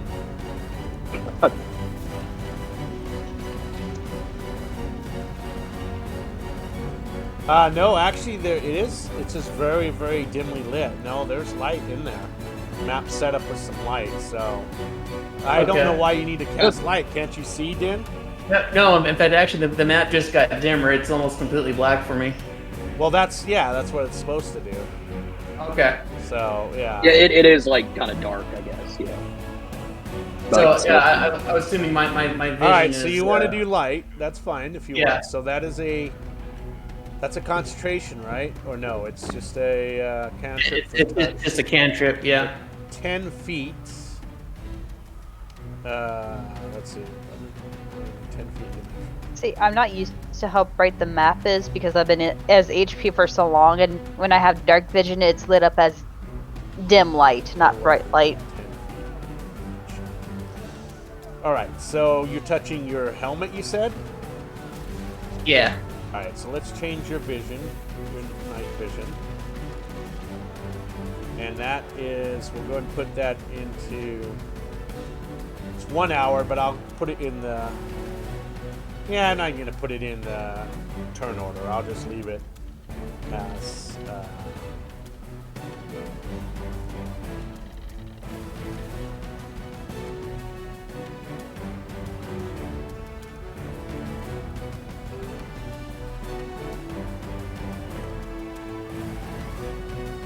Cool. And then I'm gonna move up here right next to number 2 to block off the sorrels from reaching my friends here, okay. and that'll end my turn. All right, and that's 1 hour. So let me put on a timed event. There we go. Add event. Light. Hours 1. All right. That ends your turn. So we are going on to.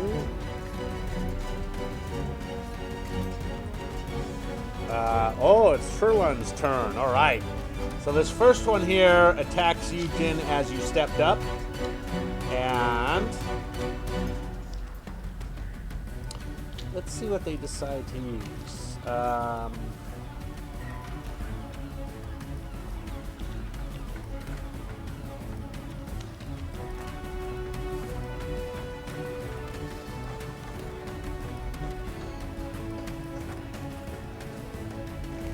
So it casts itself, this magic around it.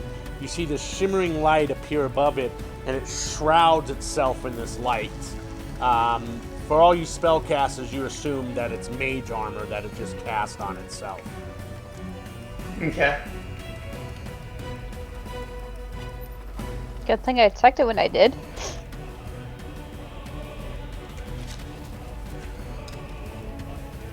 Let me look at this.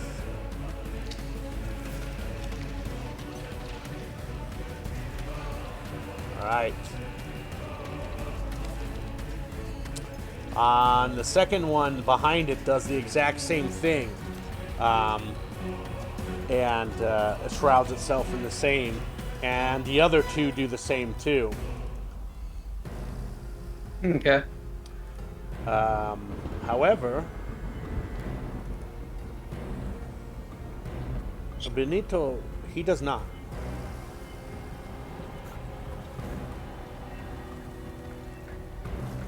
He stares right at Bananas.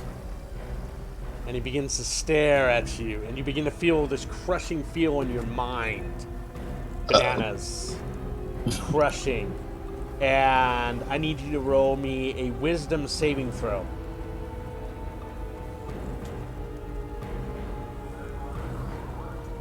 No. And with that, you take 14 points of psychic damage. Damn. Bananas.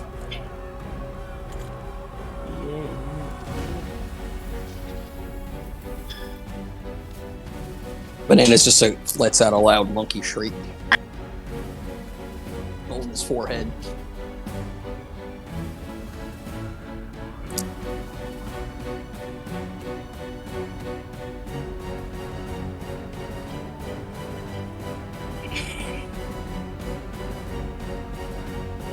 Alright, so that ends. Bless you. That ends their.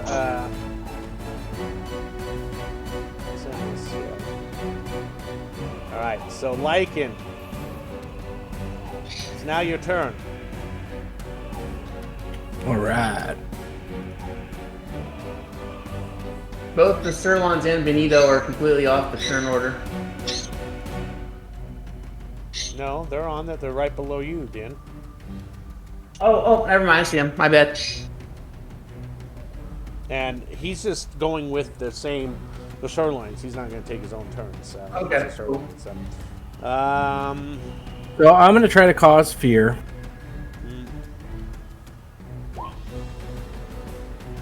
Yeah, this one right here. Number two. Number 2. All right, so I need to roll a wisdom saving throw. I believe there's no bonus to their wisdom. No.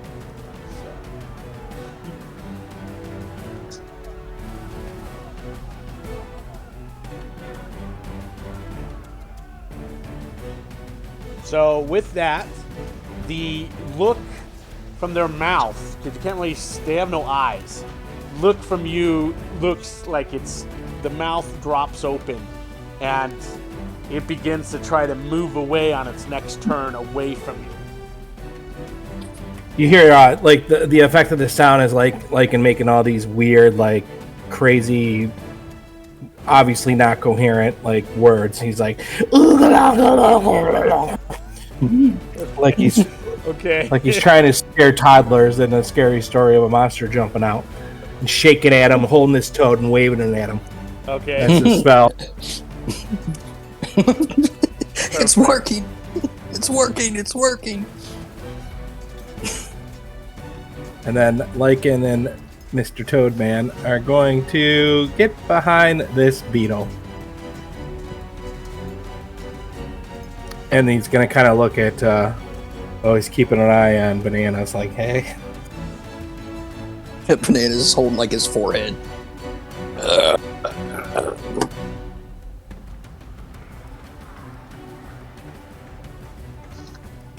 Oh, hey, Put Bananas. a mark on there if that makes sense. And there we go. Okay, so he's got the fear one on. And that ends your turn there, Lycan? Yep. All right. All right, that brings us up to Roach, bottom of the order. I'm gonna point at Bananas and Din and say to them telepathically, don't let these liars and fiends try and take us down. We're better than them, and they know it. Cast heroism on them. Nice. So that At was second level, so I can do both of them. Yep. So that was Gin and Bananas, right? Okay. Yep. You have 6 temporary hit points at the beginning of every one of my rounds. So, Nice. yeah. And you Okay. can't be frightened at all.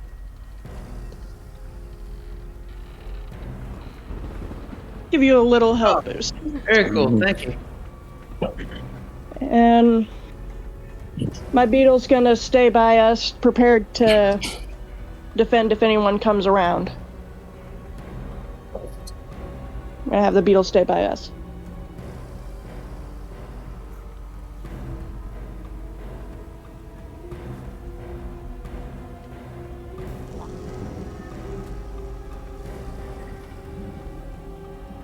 Okay. Give a little cushion.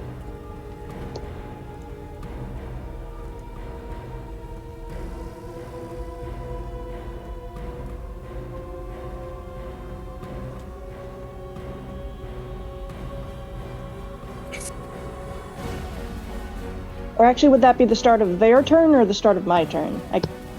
Each of its turns. What does it say in the writing? The creature is immune to being frightened and gains temporary hit points equal to your spell ability modifier at the start of each of its turns. So, I guess it would be their turns? Yep. Yes. Okay. So, 6 free hit points. Sweet. Yeah. I'll take it. I assume that just refreshes to 6. We don't keep adding 6 additional, right? Yeah, it's just 6. You get hit. Yeah. Back to 6. Okay. That's exactly right. So that's it, Roach? Yep. Okay, Bananas. So you've got your 6 added, temp hit points. Yeah. All right. What are you doing? He is pumped. He's like, yes. And he's gonna put away his pistol with his foot and take out his rapier as his bonus action. He's going in. I want him to jump and try to glide. But Okay. I want to do my path very specifically because I'm trying to. Whoa, there's another one. Shit. Oh well. Yeah, there's. Actually, I'll have him pick on this one that they're. The one they I wanted to. Well, hold on. Just give me 1 second. Yeah. So he would take an opportunity attack if he. There's no way he wouldn't. Who, you would? Yeah, because didn't we discuss that? Even if he's gliding, he still would. This guy here is in fear mode. He will not Oh, strike okay. after- He's trying to get away. So no, you will not. I won't grant him an attack of opportunity. He's more worried about trying to get away from Lycan than anything else at the moment. So Bananas wants to land here. This guy doesn't get one if he lands. Right. Okay, he's going for it. I'm gonna. Would I get it? Okay, hold on. Let me go back. If I landed here, would I get an opportunity attack? Since No, it's within. because you're within 5 feet of both of them still. All right, just making sure. So Yeah, you're good. He lands like that, and we're gonna attack Benito with my rapier, if I can find my character sheet. There's my.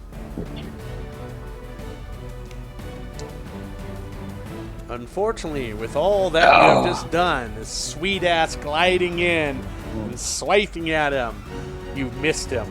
He's able to either parry or dodge your attack, and you come down empty-handed on that attack. Oh no! Oh, he tried.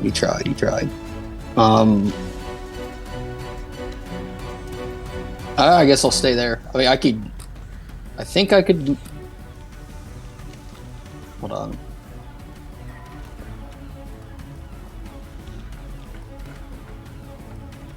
I'll stay there. I have this thing where I think I could move, but I would take an opportunity of attack.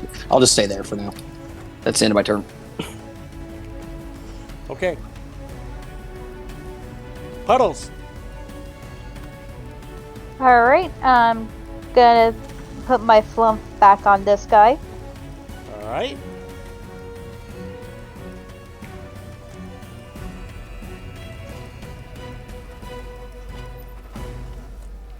And I'm going to attack number 2 again. With your two-handed spear. Yes. Okay. Again, you don't know if he's just really agile for a worm with 6 legs and hooves, but he's able to somehow make you miss your next attack on him. So you get another attack, right? Yep. 19 finally makes contact with the worm creature. You stab into him with your two-handed spear. Go ahead and roll your damage. 11 points of damage the worm takes, the sirloin takes, cries out, "Warrior!" Okay, that'll be the end of my turn, and my flump explodes. Very good. Let's do that. I can just imagine it saying pirate puns just because it's a flump. Because it's a tiny flapjack, I can just imagine it constantly saying pirate puns and exploding. So it's a dexterity save of 14. Okay. Oh, he disappeared. That's right. We'll put him back on here. There he goes. All right. It's a 14, Yes. so he takes 5 more damage. Alright. That'll be it for my turn.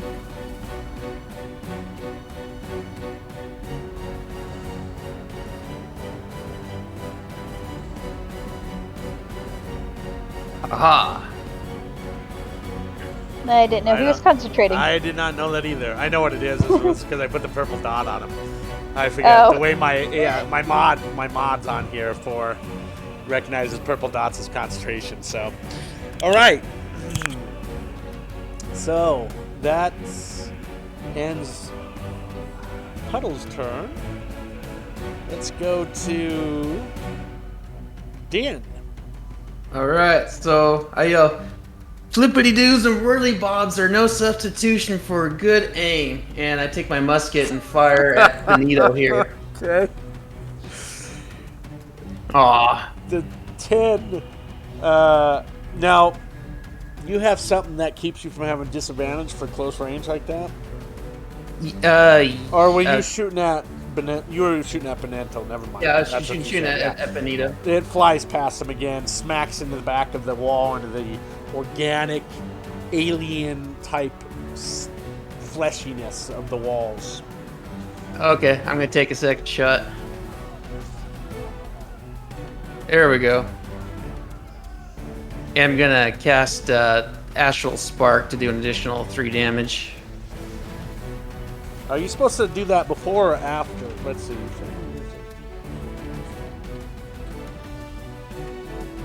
It says when you hit a target. Okay, yep. Yeah, thank you. Alright, so how much does it get? 11? 11 plus the 3, yeah.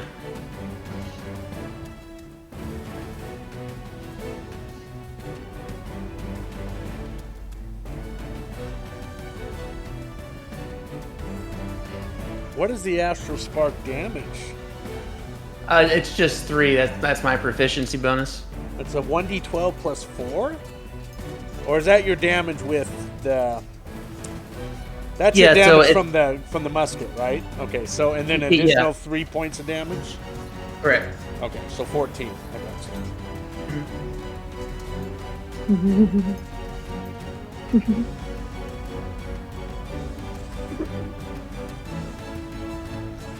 All right. I dig you're staying right there. Yeah, and I'll yell, "Ah!" And that'll be the end of my turn. All right, now it's the Sirlon's turn. This one here is going to... Let's see what we're going to do here.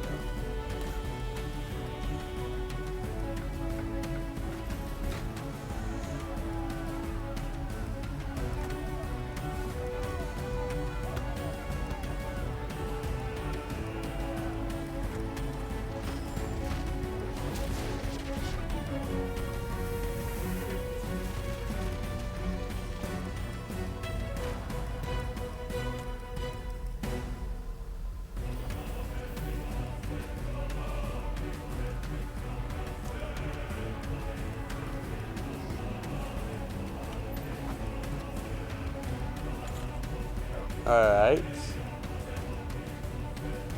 So you begin to feel this weird feeling in your mind. Someone is speaking to you within your mind. I need you to roll me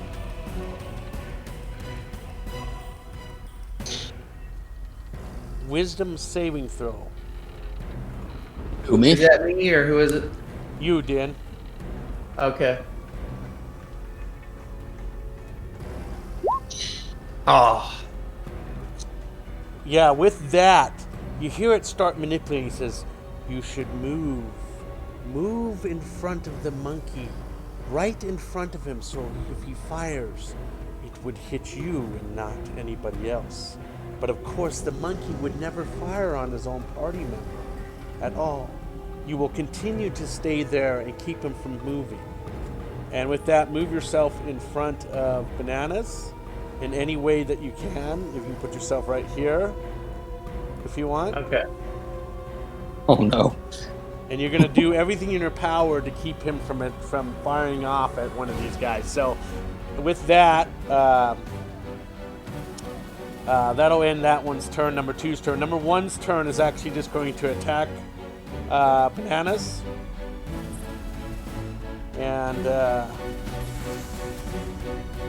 Was number 2 supposed to run away from him? oh, Or did he? Yeah. number 2, you're right. Never mind, go back in. I Okay. didn't even. I forgot my symbols on there. I didn't even see my symbol on there. All right, never mind. Scratch all that. This one's just going to attack. Thanks for reminding me, Kevin. I got to get bigger icons on my thing.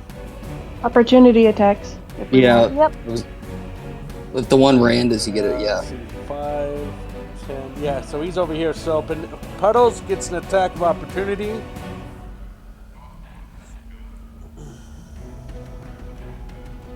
.21 hits.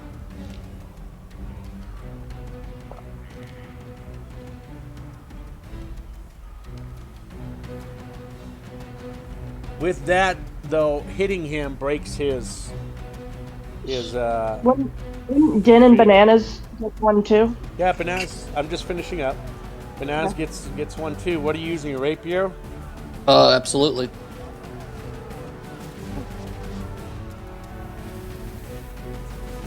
Five damage. With having a ranged weapon, do I get one or is that not a thing? Yeah, you can fire one off with your ranged weapon. Okay. 9 misses again. Yeah. With the attacks, though, breaks his fear, so he no longer has the fear.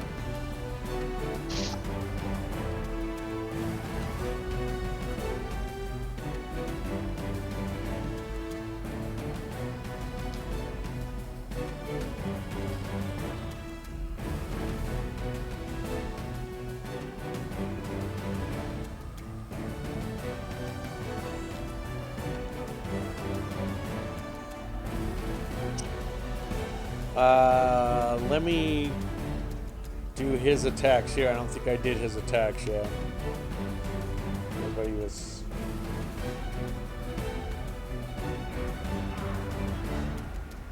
Yeah. All right.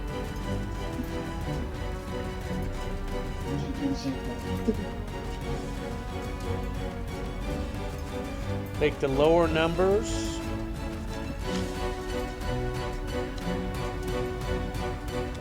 Let's see. Let me reroll those because you can't even see them. I hate that.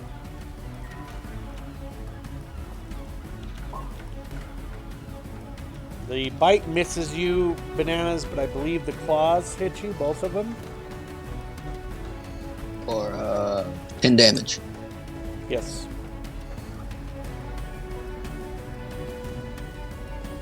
So you lose your.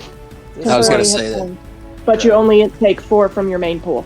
Right. This one, number 4, begins to stare at Puddle. And you begin to feel this crushing feeling in your mind. I need a wisdom saving throw from you, Puddle. Okay. Goes away almost instantly. I think there was a mosquito buzzing in my head. Alright, this one here moves in and attacks Puddle.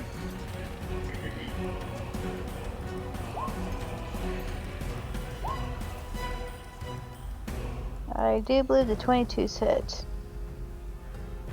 Half damage though, because you're raging. Yep. Alright, this guy here is going to use...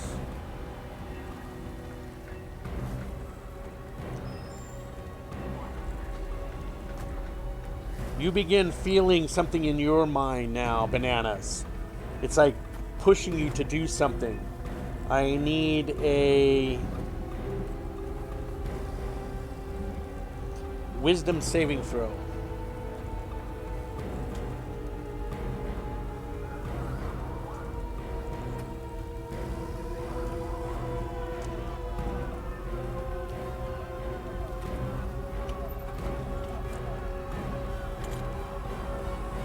Alright, and it goes away as quickly as it entered your mind.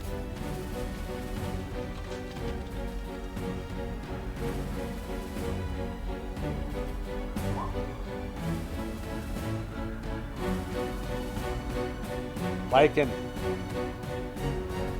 It's my turn. Yep. All right, so I'm going to keep the concentration on that number 2, and I'm going to. It broke. Oh, it did. So I don't need because to. of attack of opportunity. They everybody decided to attack them. So with their attack of opportunity, you know that if there's an attack of opportunity, just so you know, you do not have to take it. So Okay. Okay. So he's not scared of me because they hit him. That yeah, doesn't it make breaks. sense. It always breaks it. Look at your fear. Look at your fear spell. In fact, I'm going to type it up. If the creature's attack that's being feared, it breaks the fear. Which one was it? It was cause fear, right? Isn't that what you casted? Yeah.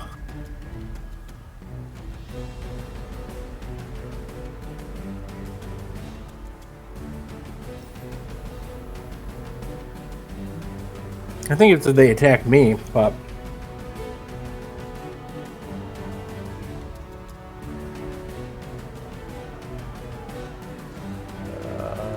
Maybe fear is the one it's on. I thought cause fear is the same.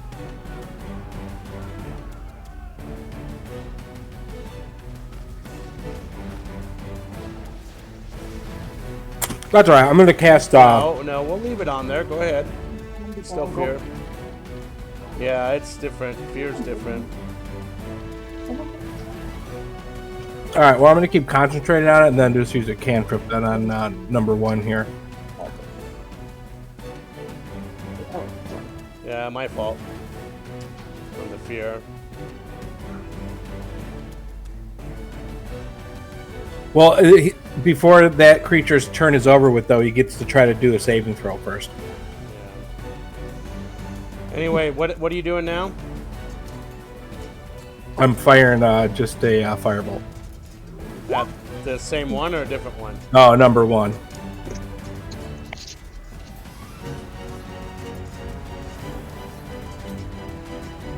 Yeah, that's a hit. Wow.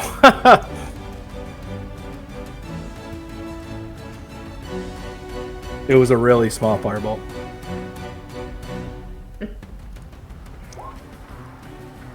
That's all I've got. Yeah, I'm gonna follow up with the same. But I'm gonna fire at Bento.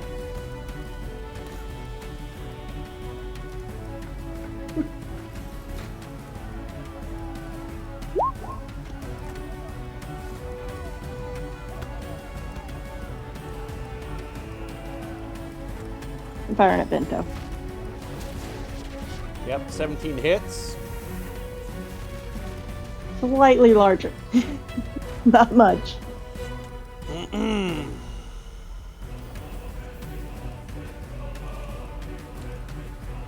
And the beetle's gonna run up to assist with number 1.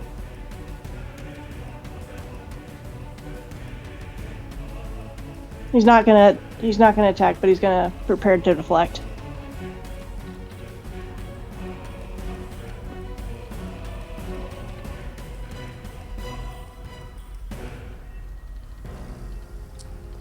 Does that end your turn? Yep. Bananas? Okay.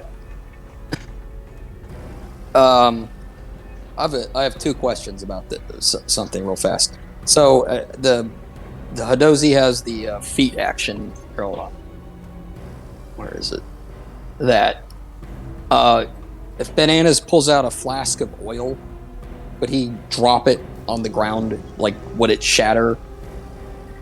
Like, is the flask made of glass? Like, if he just like tossed it out with his feet, would it shatter on the ground? The oil flask, is that what you're asking? Yeah. Yes, Could he just they're in glass, yes. Okay, and another question. Is spitting out his cigar considered an action? To ignite the oil.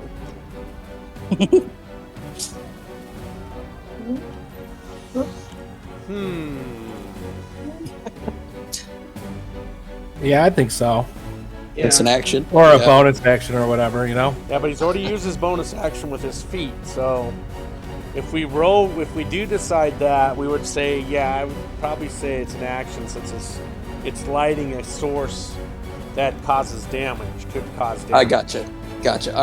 I'm not going to actually do that. I was just curious if I'd get away with it. But I'm going to have him start with, however, I'm going to attack Benito again with my rapier. Okay. At 25 hits. Finally. Okay. Hold on, where is it? I have this too. Yeah, don't worry about it. He's dead. Tell us how he died. Oh, okay. He's gonna. I wasn't expecting. He's gonna do 2 swipes, cut his feet off, and then do a twirl, and slice his throat. And I'd like Bananas to toss. He couldn't toss it at the guy though, as an action, right? Like between. Okay, so we got this monster. Could he toss the oil between its legs and shatter it? No, because you've used your bonus action and your action. Do you have another action to use? What was my bonus action? Your feet. Didn't you use those? Not yet. No, Right. I was just asking about it. Let's talk about this. As a bonus action, you don't have it out in any of your hands yet, right? Right. So to pull it out would be an action. Because it's probably somewhere in your backpack.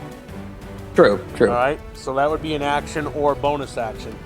So you can use the bonus action to pull it out, but you've already used an action for your attack. Do you have another action to spend?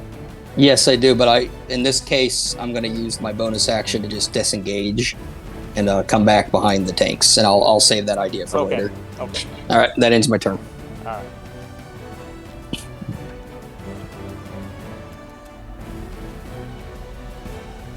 Remember to re-add your 6 hit points at the beginning of every one of your rounds. I did. Thank you. Yep. Okay. So before I start, I'm gonna add my exploding flump to this guy. I don't know what number he is since it's hiding in the shadows. I believe it's 3. It's 4. It's 4. Okay. I'm gonna move right here, and I'm going to double stab number 1.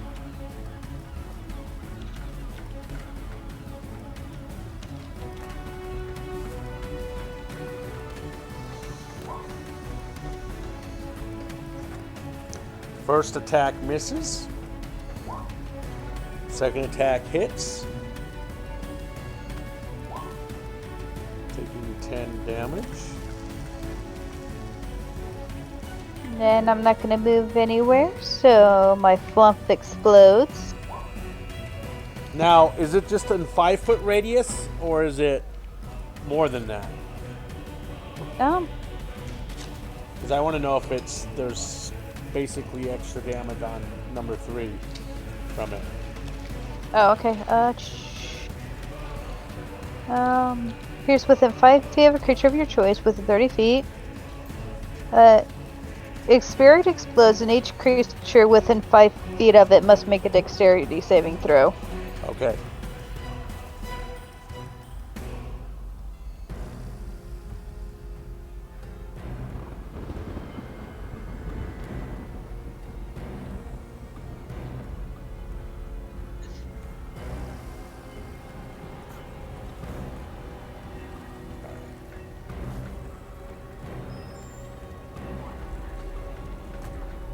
What did you say this 13?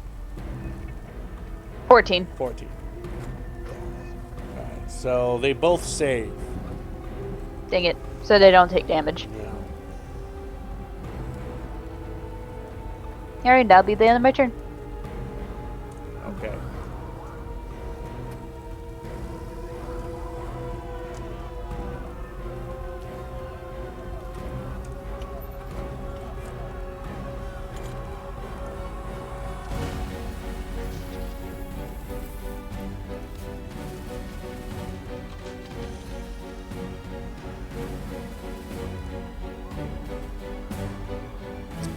Dan. First thing I'm going to do is use Lay on Hands to throw 10 points of healing at bananas. That'll be my action. Thank you. No problem. Then I'm going to come up here and use my bonus action to cast Compel Duel on number 3.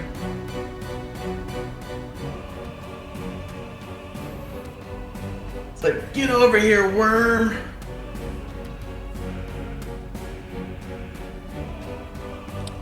Okay, so we've got a wisdom saving throw on him. Yeah.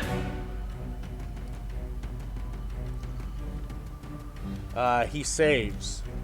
Okay.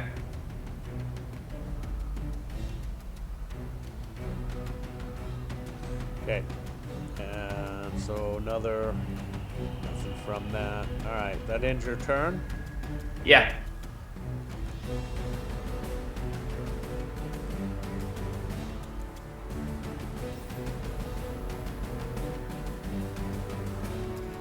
Alright, now it's their turn. So one is going to attack the beetle in front of it. Since I didn't give it an action, it has disadvantage. It has disadvantage? I think, yeah. Let me double check that out. Double check that. I didn't know that's what happens if you don't do anything.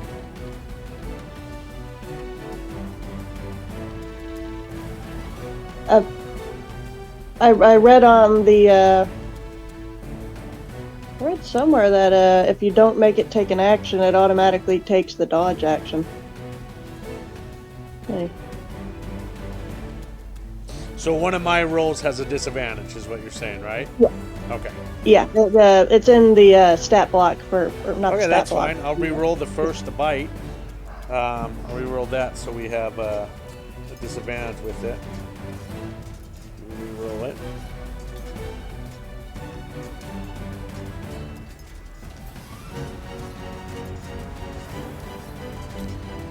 So the bite misses, and one of the claws, but the Yeah. last claw attack hits him for 5 slashing damage. Okay. Mhm. All right. Number 3 attacks Din. Yeah. The first thing it does is you feel this crushing feeling inside your head. I need a wisdom saving throw. And it quickly goes away as soon as it came. This one here moves to Din and attacks Din. Miss. Oh, that one hits. The bite misses you and it catches onto the ground. As he works his head loose, he loses some of his teeth, and with that, on his next attack, he's going to have a disadvantage on his bite, but his claw hits you for 6 damage. Okay. Takes out the temporary hit points. Yeah. So then, this one is trying to crawl off the ship, practically. That ends my turn with... Oh, wait, he gets a wisdom throw, right, Kevin? Yeah, he gets to try to save at the end of his turn. So, let's see. That's the end of his turn, so let's try to see if he saves against it. I believe they don't have a bonus on there. They do not. What's your spell DC? 14? 16 on that one. 16. Shit. Nope, he does not save. Okay, so that ends their turn. Lycan. All right, I'm going to keep the concentration going. And firebolt. Which one are you firebolting? What number? Number 1. Okay.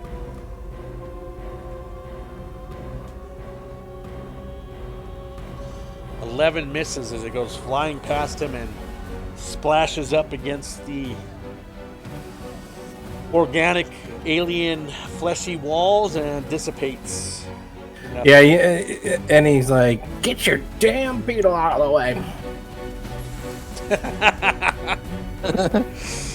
Roach. I'm gonna click angrily and firebolt the one that attacked my bug. Okay.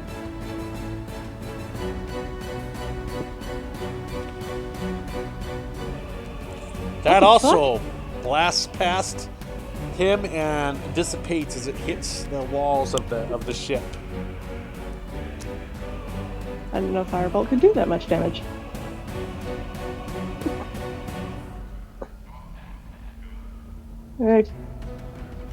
Command my bug to bite him in the butt. Or 2D10. bite one of his So wings. it's got it rolling at 2d10. Does that sound right to you? It should. Okay. I don't know. So you can do up to 20 damage with it. The beetle attacks. The beetle will try and bite one of its legs. All right, roll away.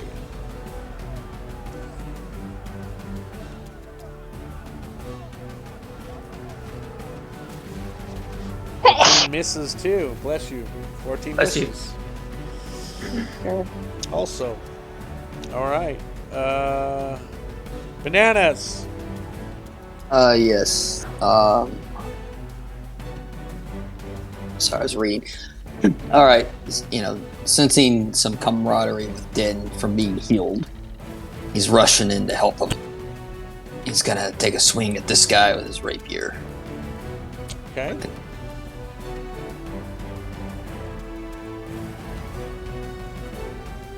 Ooh. Fuck you, bananas. Oh, no. You go to swing and it goes, and you stab the deck of the ship and it sticks in there, and you're going to take a disadvantage on your next attack, trying to pull this thing out and attack him on your next turn. Fair enough. Puddles. Okay, I'm gonna have my flump appear on number 4 again. All right.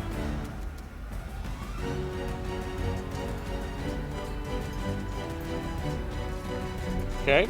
And I'm gonna double stab the number 1.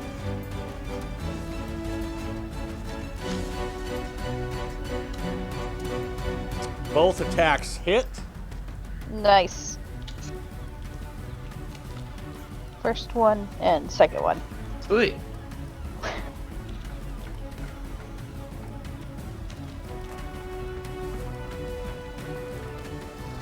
All right. So that's 24 damage altogether. Yep.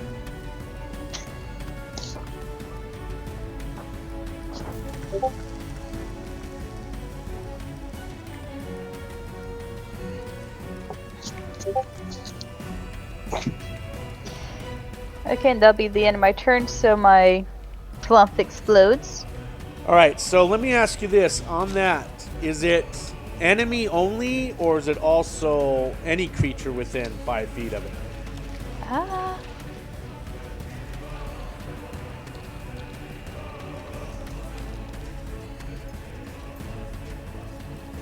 It says creature of your choice. Oh. It doesn't say enemy. So Each creature within 5 feet of it. All right. So Din is actually going to get hit then too, because it says any creature. It doesn't say any enemy or. Right? That's how it's written. Yeah, right? it doesn't. Yeah. It doesn't specify if it's going to be the combatant or not the combatant. So. All right, so everybody gets. Oh, Din, you are lucky that she rolled so poorly on that. You take 1 point of damage. Okay. Well, he does have to make a save. Oh, that's right. It's a yeah. You got to make your saving throw first. Oh, what kind of save is it? Dex. Dexterity. Dex. Okay. No, he takes the 1 damage. Okay.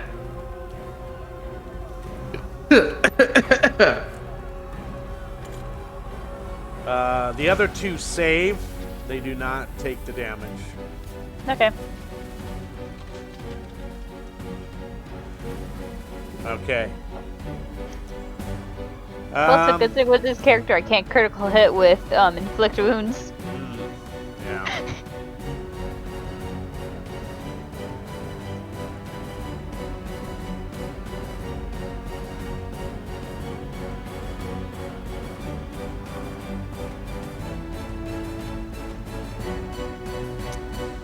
All right, so that ends your turn, Puddle, right?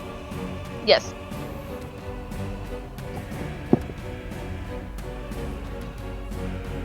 Dan, it's your turn.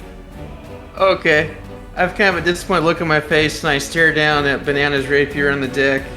I look up at Banana, like, it was a nice try, mate. A for effort. All right. And so then my attention goes back to the Sirlons. I yell, "You guys are about to get the pay!" And I equip my spear. And then, yeah, we'll try again. I'll cast. So let's talk about this when we're switching weapons. Yeah. If you holster a weapon, it's an action or a bonus action. So you drop your weapon, because you were holding your rifle. I'm holstering the rifle and I grab the spear. Okay, so that's an action. That's an action. Or a Yeah. bonus action to holster that rifle. Yeah, and then I believe as a bonus action I can cast Compel Duel. Okay. So I'll do that on say number 3 again.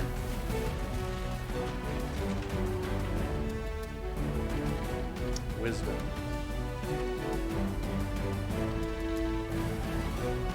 It fails its wisdom save. So Alright, cool. now it's only going to attack you, right? That's basically what Compel Duel does? Okay. Yeah, Alright. I think it gets disadvantage if it tries to do anything else. So does it get the disadvantage with you while it's in combat, or if it does something else? For the Is that duration, an it attack has rolls against creatures other than you. Okay, gotcha. Yeah. All right. That ends your turn. Yeah. Brings up the Sirlon's turn. So we'll start with this one here. Number 1 attacks the beetle. No dodge action. Okay. So the bite misses, but I believe the claws hit. Yep. Okay. So that ends that one's turn. We're gonna do 3. Will attack. 3 has a disadvantage on bite because of the critical fail last turn. Yep, but it also has to attack you or disadvantage Yeah. on its attacks. Mhm. So bite is a disadvantage.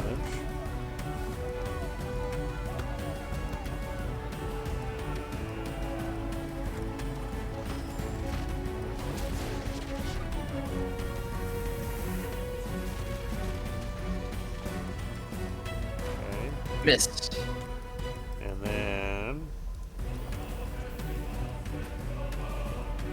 23 hits, I believe. Yeah, so that Five. takes down the for hit points again. Yep. That ends 3, 4. He's going to Bananas. You start to feel a crushing in your head. I need a wisdom save. Uh-oh. And as soon as it comes, it quickly disappears. Let's see, that's that one, that one, that one. This one needs trying to get away. It's going to do a wisdom save. And your DC was what? Lycan? 16. Alright, so he saves. So he's no longer feared of you.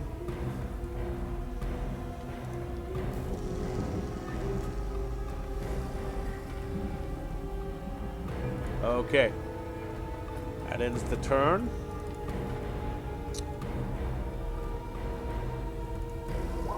Lycan, it's your turn. All right.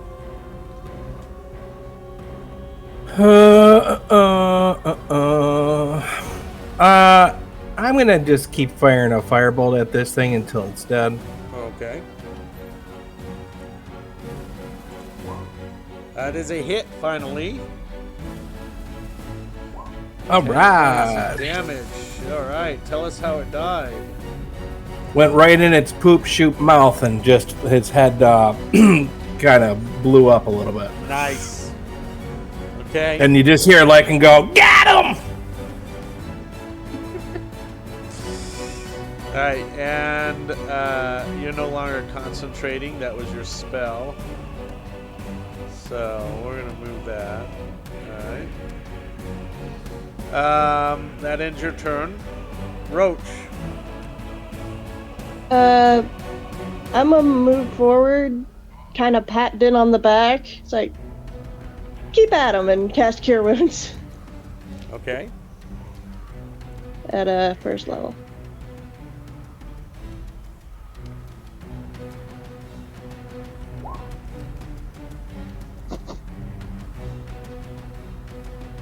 All right, cool. So I restore my 1 hit point. Terrorism is doing its job, apparently. I get a gleam in my eye and I throw a thumbs up back behind me. All right. That begins Bananas. Bananas is wildly trying to pull a sword out of the sticky ground. So I'm going to try with my rapier again at this guy, but I get a disadvantage. Right. So, holy crap! Doesn't Wow. matter. Wow. You still Doesn't hit, matter. You still hit him. Ridiculous. I get my sneaky damage. Is that right? Yeah, Wow. that just seems high. I guess it's 3d6. 3d6, right? Is that what your Right. sneak's supposed to be at level Yeah, 5? yeah. Okay. think I. Yeah, that's right. We're startled by high damage. Yeah, I am. Yeah. So yeah, he just like yanks his sword out of the ground and just like swipes it up at this guy. And I'm gonna end my turn. I'm not going anywhere. All right, Puddle. I'm gonna put my flump back onto number 4.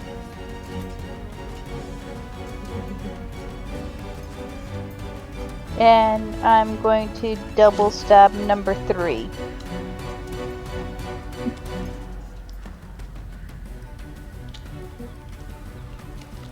And I almost clicked on the wrong weapon. You hit number 3 twice. Yes. Oh, they hit both times? Yes. Sorry. 20 damage. Okay. Staying right there, Puddles. Yep, and then my flip explodes. Who is it on? Should be on number 4. All right. They're gonna roll a dex save, including Dan. Again, he gets hammered by it. You're not very dexterous, are you? No. He's a. All right, roll hippo. your damage. It's a 3, right? Yes. Dan takes 3. Number 4 takes nothing, and number 3 takes the damage. Alright, that'll be the end of my turn. Okay.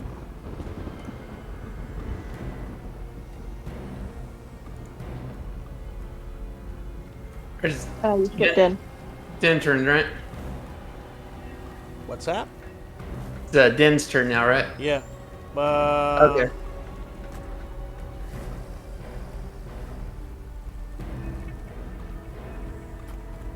Yeah, that's weird. Why did?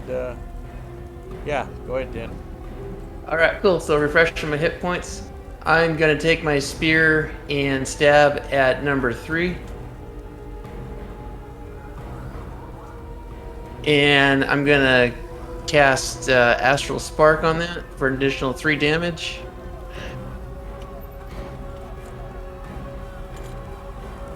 All right, tell us how it died. Alright, cool. So the spear goes inside the hole, and I'm literally practically lifting it off the ground, jiggling it to get off my spear.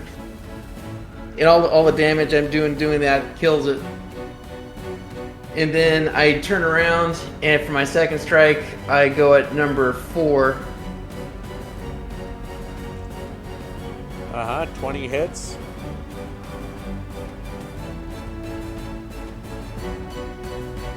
I'm feeling proud of myself because I did a really impressive looking martial arts move doing it. Like, wah! Okay. All right, that ends That'll your be turn. All right, it's the Sirlon's turn.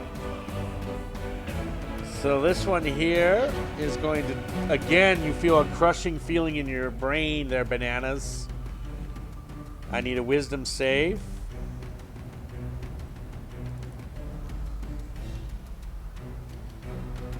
Oh. Ow. Jeez. Yeah, okay. So obviously nothing happens. He does it back at him. This guy moves right in. Unfortunately, crits don't matter on saves. I know, that I'm much, but joking. It's kind of Yeah. dumb. Maybe they'll rewrite it because they're rewriting criticals anyway for the update. Yeah. So we'll see what happens when they update the criticals and failures. This one moves in and is going to bite and claw at Puddle.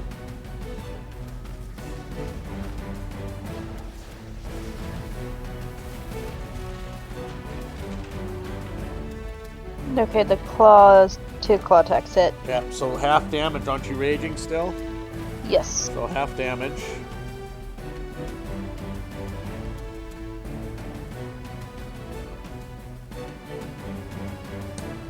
And that ends their turn.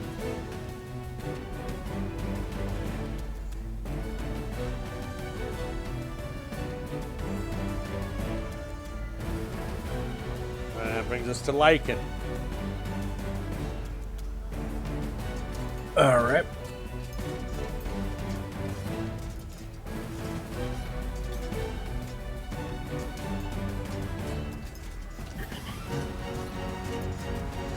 That's Lycan's movement, and he's gonna scream, "Remember me!" And he's gonna cast Firebolt at the number 2.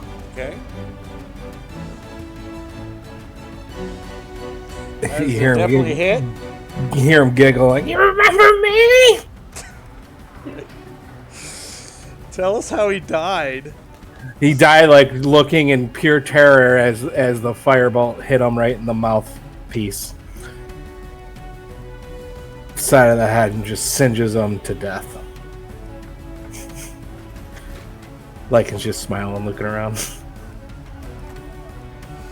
Okay. And that's going to end your turn. Let's go with Roach.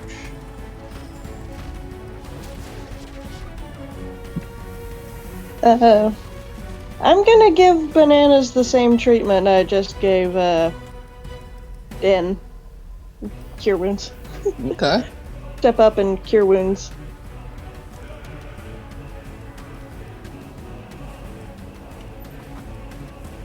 That's pretty much healed me back up. Full health. Nice. Oh, you're a midliner. We need you alive.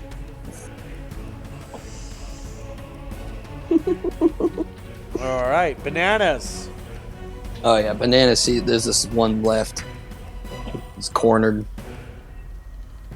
Banana's a master of fear. He's moving in.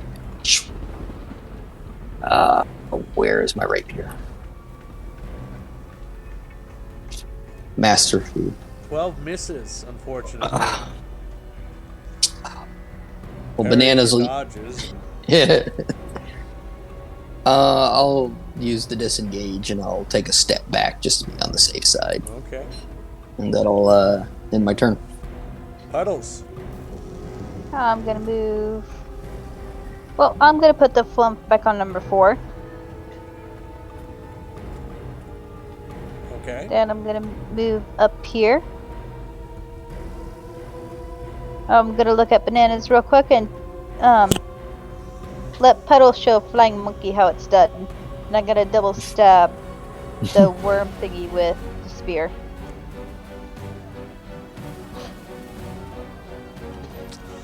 So the first attack, actually both attack hit. Go ahead and roll your damage first before we talk about your crit.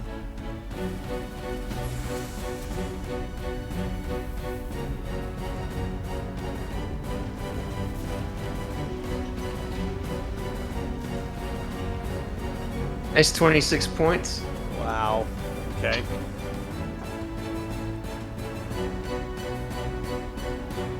All right. With your critical hit,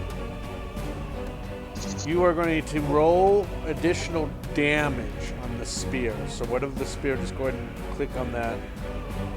Just not a crit damage, just additional damage. So just roll on the spear from the 15 to roll the damage again. There you go. 14. Yep. Tell us how he died. I just sit there and just stab it repeatedly into a bloody mess. All right. Not Screaming, seeing, being all rageful. Okay. Not seeing any more combatants around. It looks like combat is over with. You don't see any more enemies around.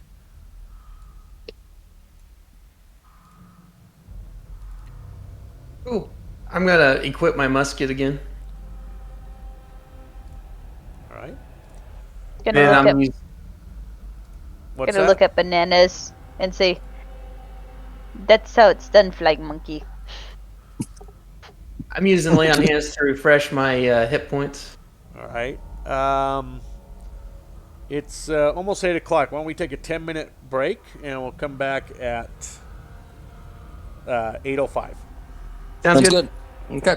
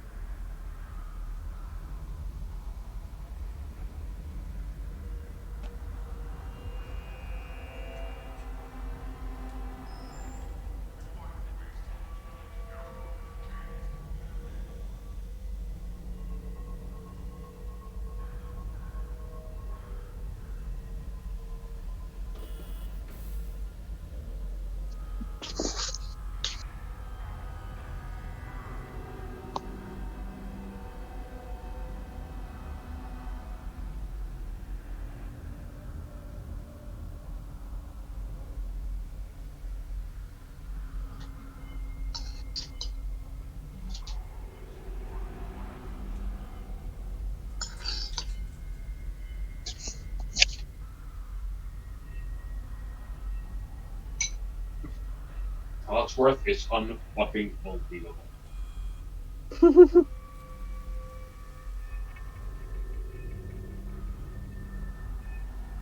I think the mic picked that up. I think the mic picked that up. What? Cogsworth? Yeah. I don't even know what the monkeys are. Yeah, you're higher level. I'm aware. Oh, it's not me that's causing the damage.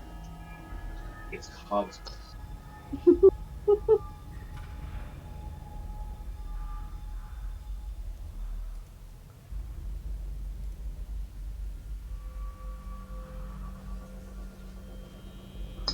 So Chris is useless. He's not doing anything. He's literally running.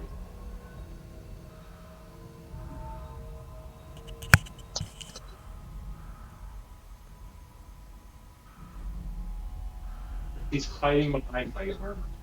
Oh,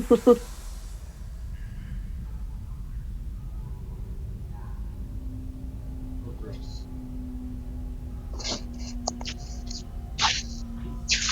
Thanks, Chris.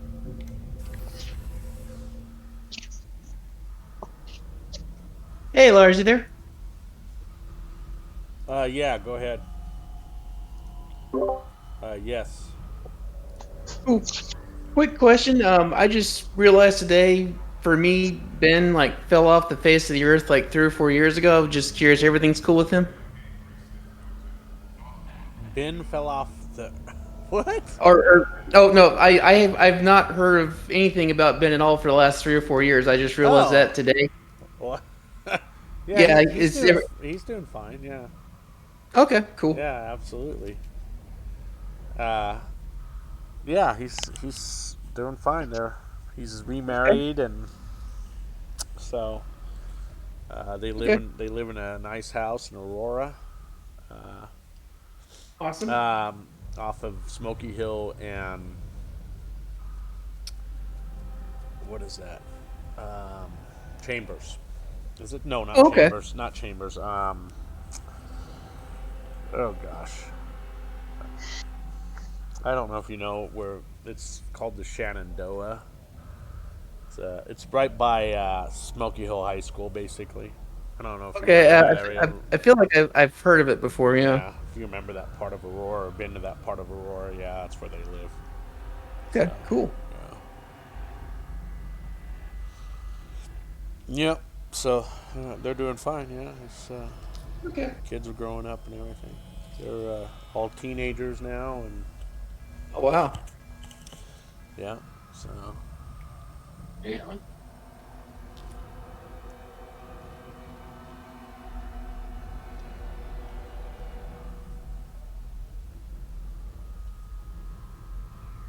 And then Quinn and Bella, they're both doing good. yeah. They're let's see. So Patty is graduated college and is working at a bank as a bank teller. So Nice. and Bella is she's attending her first semester of college right now. Oh, she's sweet. doing, so yeah. Very cool. So yep. Yep. Are you still working for Loomis? Or Lumen, yeah. Or whatever the heck? Okay. Yeah, we'll see how much longer that lasts. They just changed my shift 1 day a week now. So normally I work second shift until, which for them means it ends at midnight. But then 1 day a week now I'm on third shift, work till 5 a.m. Yeah. Yeah, so I'm looking around to see what there is around here. It was nice of them to let me keep my job after I moved, but things there are going downhill for me. So. All right. Well, is everybody back? Yep. Yipper. Yes. Puddle.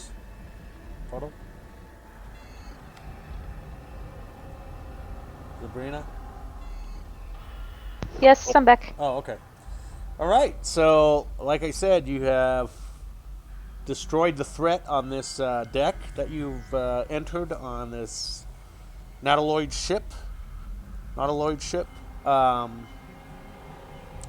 you guys doing? So you've investigated the first front room, and there was nothing in there really. There's a ladder that leads down right here. And then you have the stairs that go down.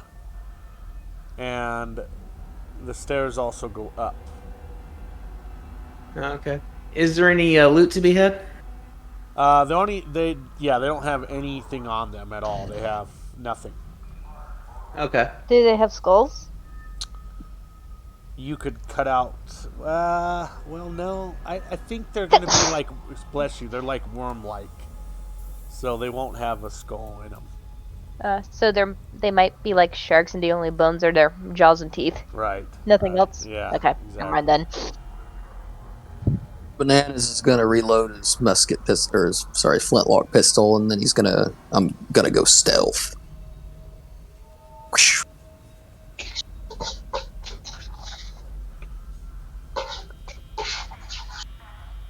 So you're going stealth. Yes. Okay.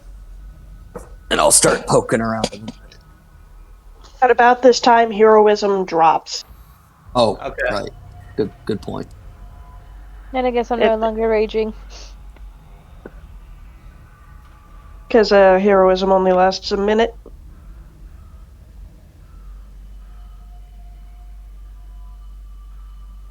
You said this over here, that was a door, or that's or you said there was a stairway, Lurs?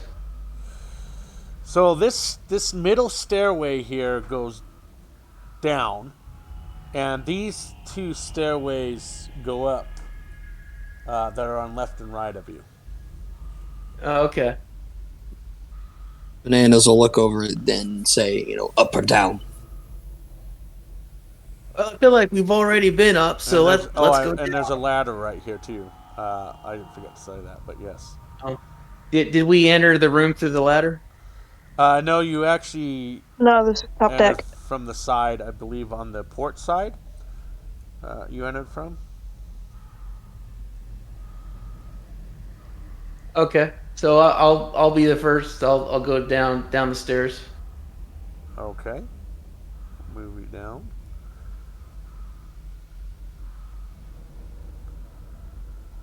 Okay. Bug go with Din.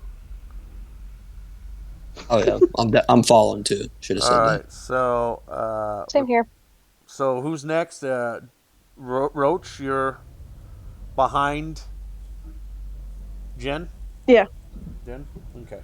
Let's move you. And your bugs follow close behind? Mm-hmm. Okay. So you pop out there with your bug. And just hold up on the room and we'll give a description of the room that you're in. And...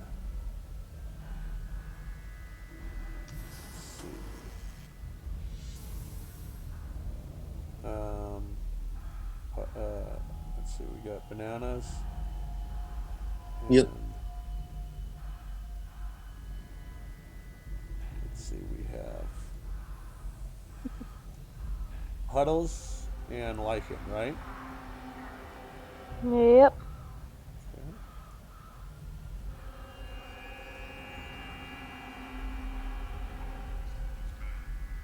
Yeah, I want to go down. You're too high to go down.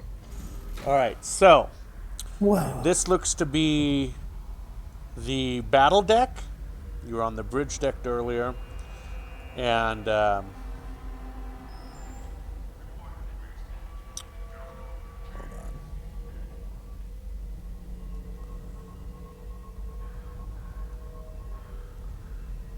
You see stairs leading down, bananas, that you're looking at there. Those stairs lead down, okay?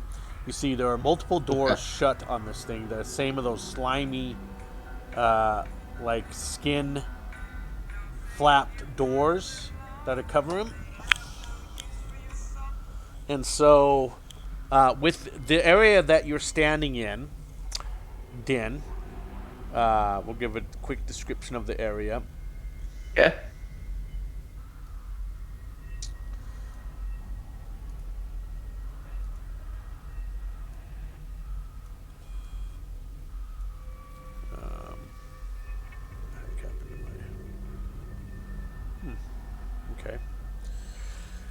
right, so you see that there is a splintered remains of a mangonel lie on this forward deck, strewn around piles of ammunition.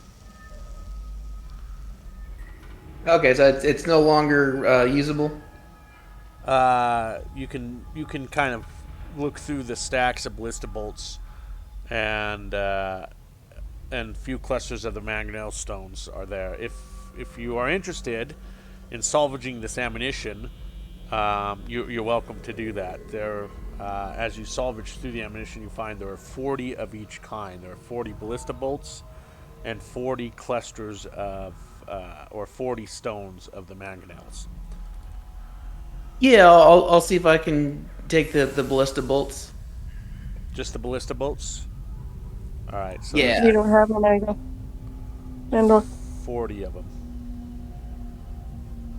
Yeah, is that going to be in the compendium? Well, the ballista bolts you're gonna have to are just, we'll just say they're 40 that are when you actually take them up to the other ship or whatever you use them for. But just put them on your inventory. They each weigh about a pound, we'll say. Okay. Actually, they probably weigh a little bit more because they're pretty big. I would say that we'll say like 2 pounds. Okay.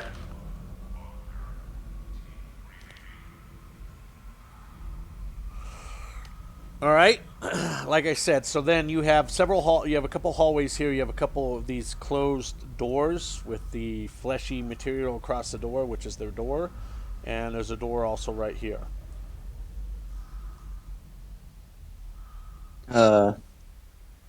Bananas will move towards that door. You do a perception, see if there's some kind of trap or something on it, or Sure, if you want to do investigate. You want to investigate the door? yeah, just make sure it's Yeah. like not gonna kill me. All right, roll me investigation.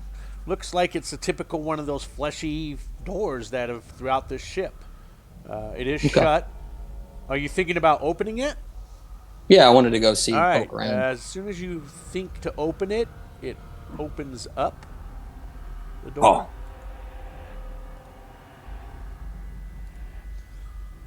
And Public inside wonders this who little flesh 10 this foot is. by 10 foot room is just a little empty room. There's nothing really in it.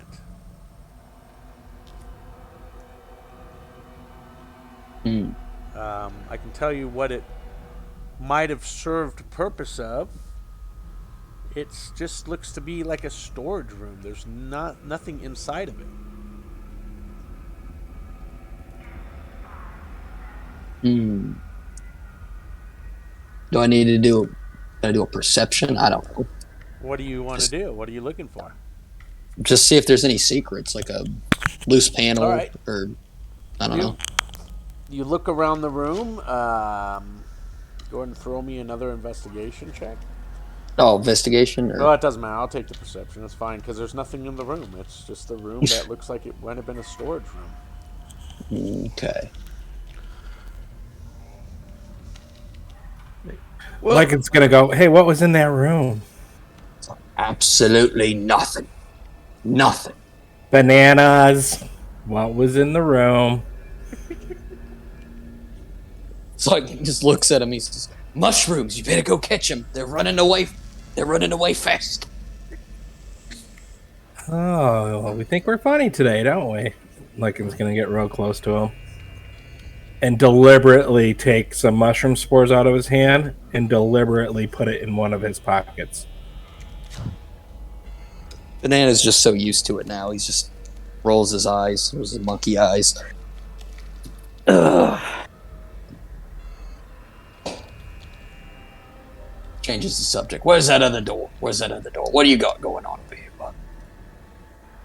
Where's the other? Wait, where was the other? So Was there another door? Yeah, there's one here. Oh, okay. One right here to the north, or to the east, and one inside this little corridor to the south. Right. So one right here. Is it locked? I don't think so, but I don't know. As soon as you try to think about the door opens. I can't get in. There All we right, go. and inside this door, it's a little 5-foot by 20-foot room. And inside this room, are you ready? Are you excited to know what it is? I am excited. Yeah. It is what looks to be the sail locker for the ship. Okay. Sail locker's not in. The sail's obviously not in there, but it's the sail locker. There's The nothing door in that Roach is standing by, are you wanting it to open? Roach? Roach? Yep. Okay. Sorry, didn't know I was muted. That door slides open with a whoosh. And inside this room, it looks to be some kind of quarters that this room is.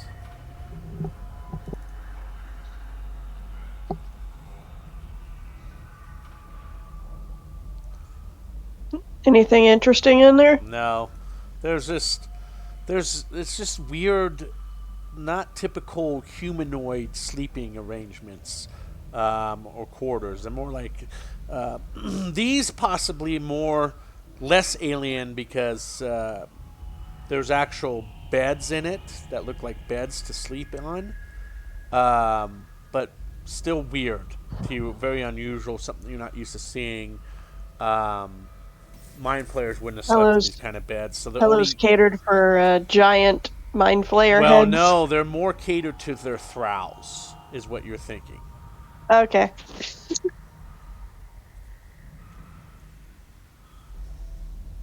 The door you're standing by, Din, is that a door you wish to open?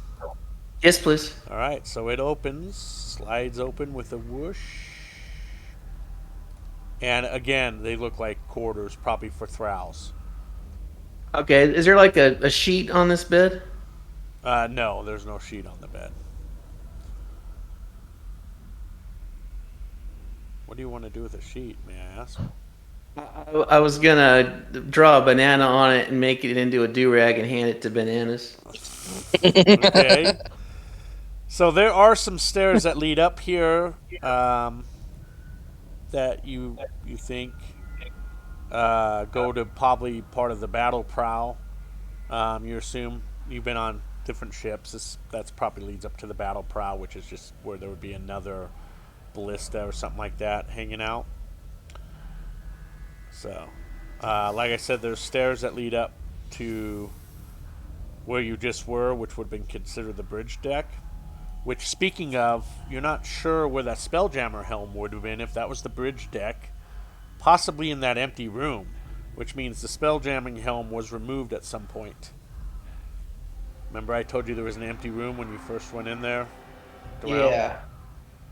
So now you have some stairs that lead down. You guys want to take those stairs down? Onward for greater science. Yeah, let's go. All right.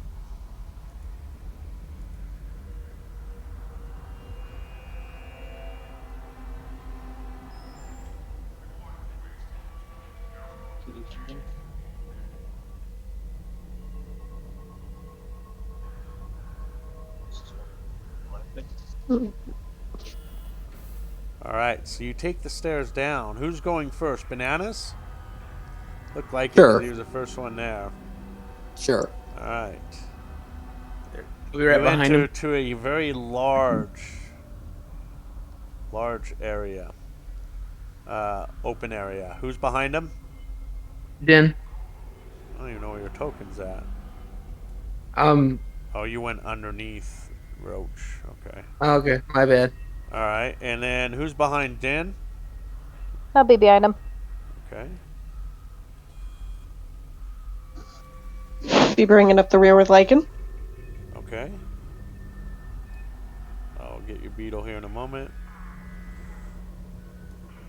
Alright, and then your beetle. So there's an open, right away you notice when you come downstairs, right here is an opening which led up to the floor above you, which looks, it was shut above you. So you were able to walk across it. But this, you can tell, would be like the cargo deck hole for the cargo deck itself, but it's shut. Okay.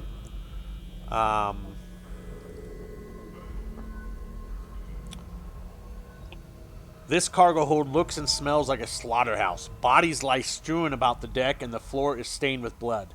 Most of the bodies appear to be human, but one is an arachnoid form with an eel-like neck and head that is motionless as the others. I guess kind of roll like a perception or investigation just to check to see if there's anyone's alive. Okay, so you move about. Also, there are 2 double doors right here. Also, but as you move around the cargo hold, you notice that there contains 11 human corpses. The arachnoid form, you're not sure what it is. You probably have never seen this kind of creature before. Okay. We'll roll wisdom if anybody wants to examine it.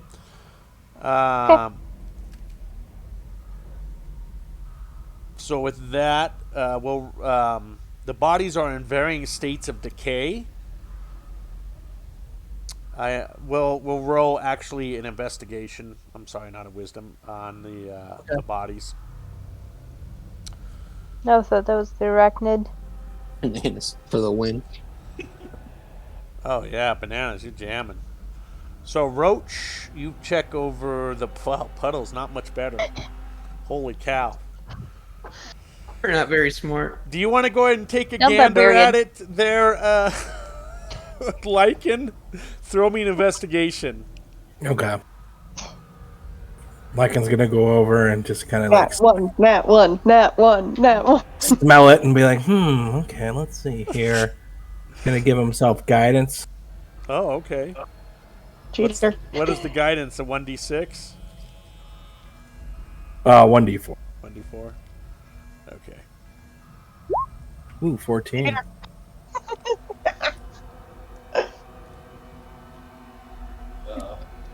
All Because right. investigating, So it's a good medium to grow mushrooms, yeah, right? both you and Roach know for sure that this arachnoid form is a dead Nyogi. And you can mention that to the rest of the party if you want. Yeah, I'm gonna tell him it's a dead pierogi. And then Roach corrects him, right, Roach? And you're like, a Nyogi. Nyogi. What I said. And then, so that's what that is. You also both discover that the bodies have circular bite marks on them, including the Nyogi.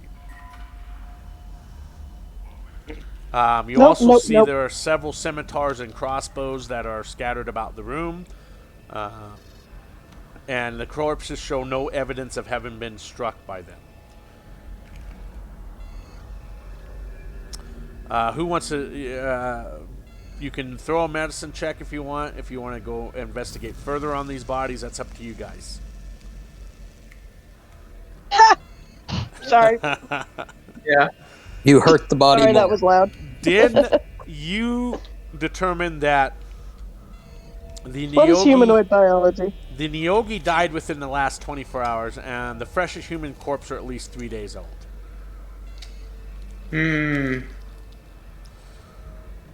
There are crates around the cargo hold and casks. And with that, so there's crates and casks around the room with it too. So Puddles is Okay. wondering if spider corpse is edible. I'm gonna look at Din's reaction and see if I can like tell off of him whether or not I need to burn the place down. Yeah, I was gonna say these other bodies have been dead for a couple days, but this one's fresh. I don't know. Does anybody want Like, to yes, he senses a threat. anybody want to open the crates or casks? Banana will open a crate. He'll see what's going on. So it I'll looks open the cask. like there's food inside a couple of the crate you opened, and one of the casks you open is water. Those There bastards. are as you're going through the crates, bananas. You notice there's actually a couple barrels also strewn within the stored the crates and casks. Ooh. We'll investigate the barrels. What are they? Right, so you open up one of the barrels, and the smell of pickling hits you. And as you're looking at this pickled water, a brain floats up to the top of it. Fuck. He's like just gonna hop So back it's like real fast. it's like a barrel full of pickled brains. Fucking mind flyers. Fucking mind. Only they would do shit like this. And he's like kind of aiming his sword, like, go take a look. Take a look for yourself. See what they're doing down here. Does anybody else want to investigate this brine full of floating pickled brains? Yeah, I will. All right, so you walk over, you see these brains floating around in this barrel of pickled.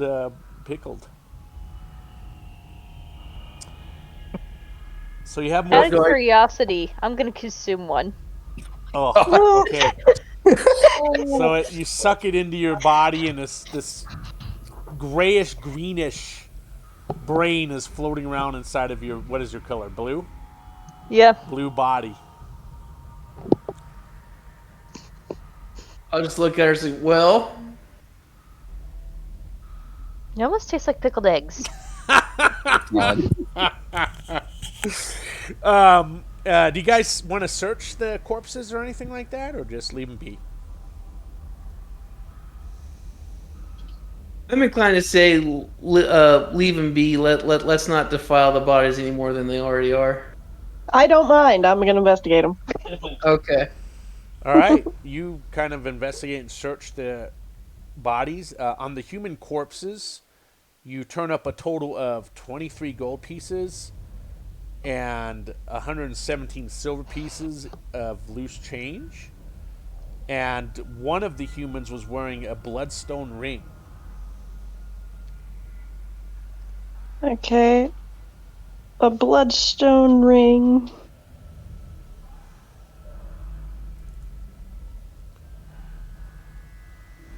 20-something gold. 100-something silver.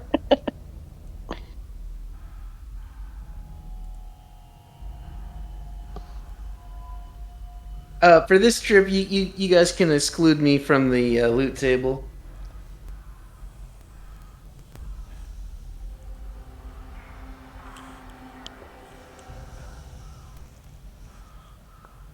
My headset was cutting in and out. I only heard was bloodstone ring. It was like 27 gold on, like, I think 100 and some silver. Like 112 silver.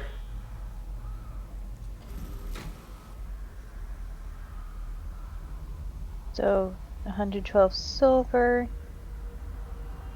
How much gold? Oh, how much gold was? 23 gold pieces.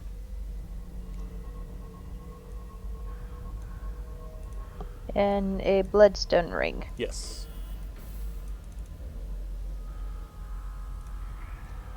What's the middle? The metal? Yeah, is it gold, No, silver? it's silver. It looks to be Okay. silver. You're not sure, but it looks to be silver. While they're desecrating the site, I'd like to investigate the doorway. Okay. Do you want the door to open? Or just investigate it right now? Just investigate it. Okay. It looks like a double doors of the fleshy doors that are found throughout the ship so far. Purplish black color. Kind of blends into the rest of the ship, but you know it's a door there. Okay. Yeah, I'm just passing the time waiting for them to be ready to go. The keg of water I found, how big is it? The casks, Oh yeah, the cask of water. they probably, each cask probably holds a dozen small bottles of small things of water. Like, I would say vials of water, you know? Okay. It's enough to support probably the amount of food, water, and the brains is enough food and water to nourish 10 medium creatures for 5 days. The brains are separate of that, obviously, because nobody's really eating brains except for mind flayers. But, Yeah. you know. And So we Puddles, did- apparently. Oh, and apparently Puddles likes it too. What was that, Jen? I was gonna say we just left from resupplying, so I don't suppose the Moon Dancer's hurting for food and water. Wouldn't hurt to take it to a boat, though. That's true. Maybe It if we does. can. Maybe if our resident holy man can purify it just to be safe. Not sure I have that spell. Let me look.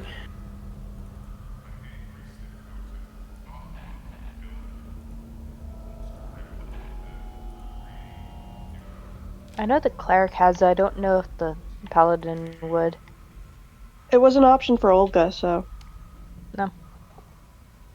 Figured I'd ask. No, I as far as spells, I have Spare the Dying and I have Light, and then everything else is kind of built around fighting. So Fair enough. Let's not take the food of brain things, shall we? yeah, Let's not take the No. food of brain eaters. I'll pray over the food and ask Celestian to give it his blessing, but it's not anything that's going to have any sort of magical properties.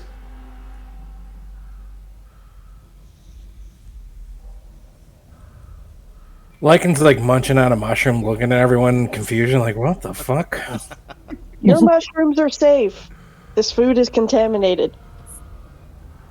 Not safe.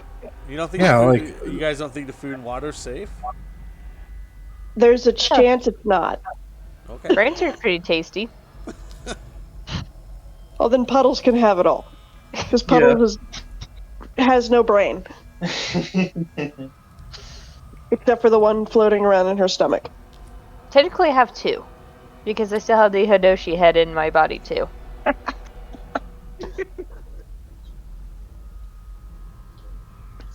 Puddles is safe from the brain eater. I don't think the rest of us are. Yeah.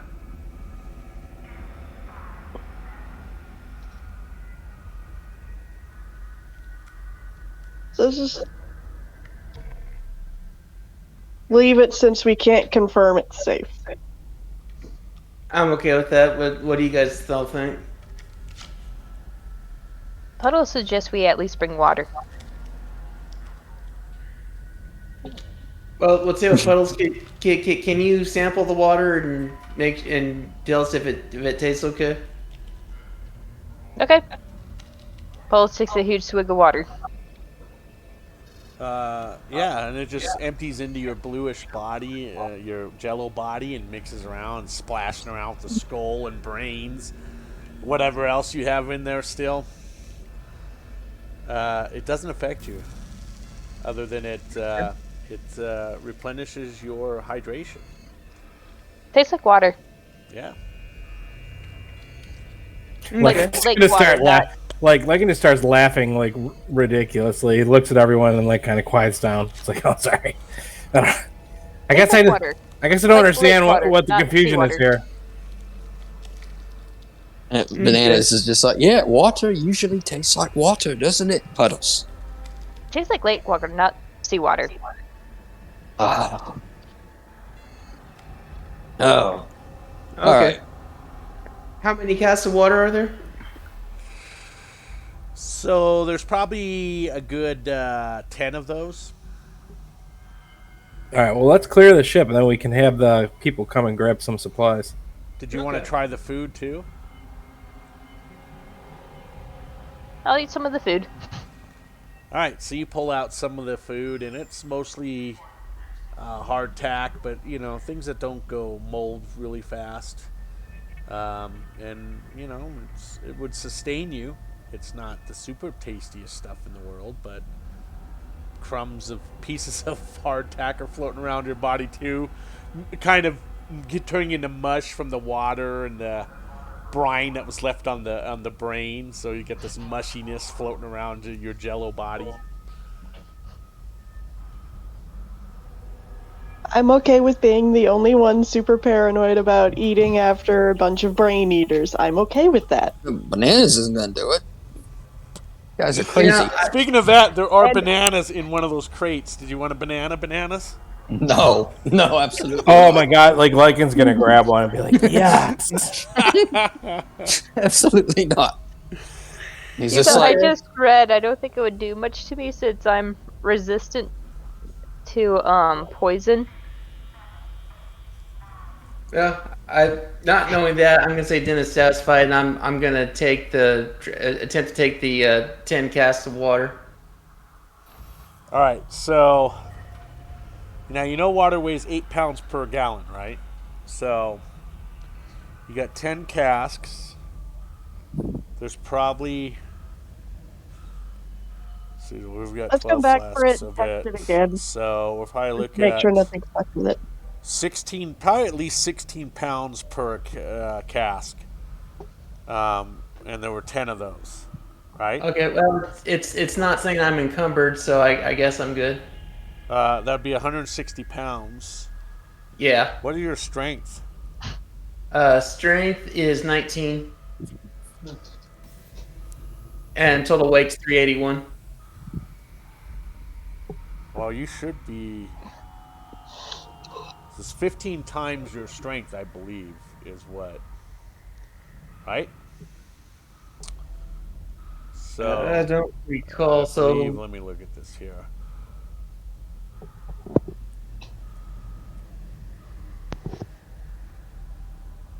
So that would put me at 285. Let's look here.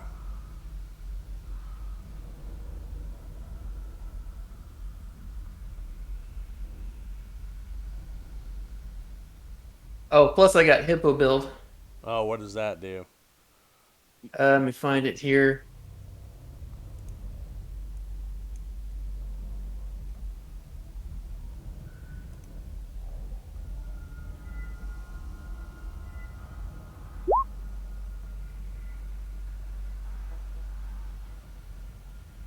So when determining my carrying capacity, it's as if I was large instead of medium. Oh, okay.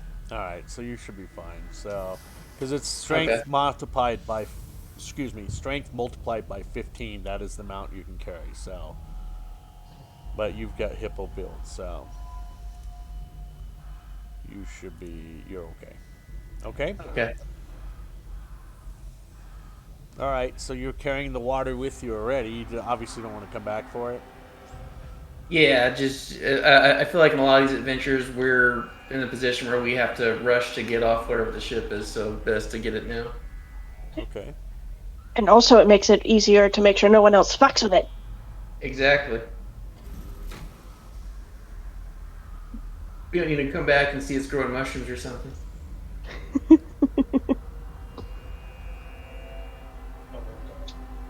Alright, so I'm ready, and I'll stand by the door and watch the rest of the party.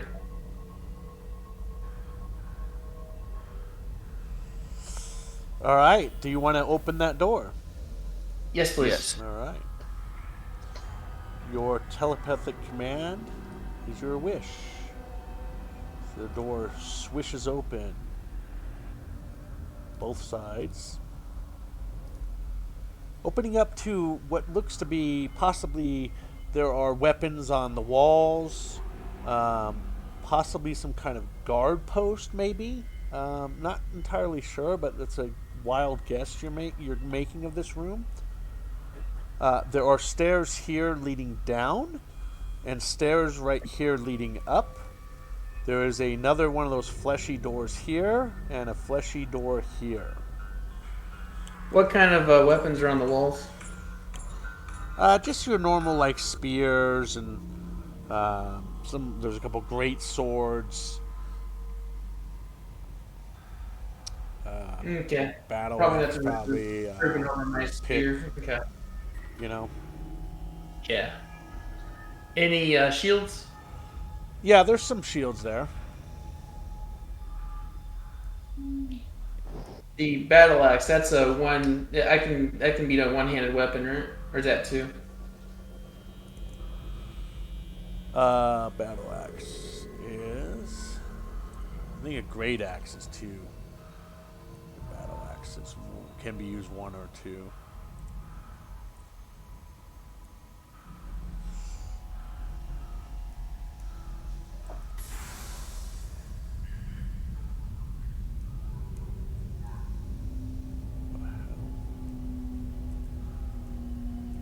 It says it's versatile. That's Versatile is so it's versatile should be one or two-handed. It can be used. okay. I'm gonna grab a shield and a battle axe then. Okay, add that to your. You can pull that from the compendium, and it should add your weight for you.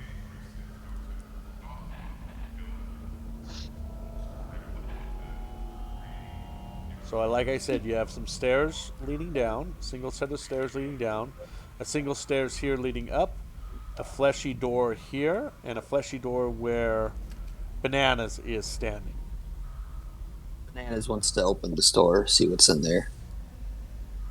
I'm sorry, my mic cut out. What was the weapons in the room? So there's a couple battle axes, some shields, spears, a couple great swords, a couple hammers, a pick, are all kind of laid out across on the walls. Are we taking any of this with us to sell later, or just leave them here? I'll take a battle axe.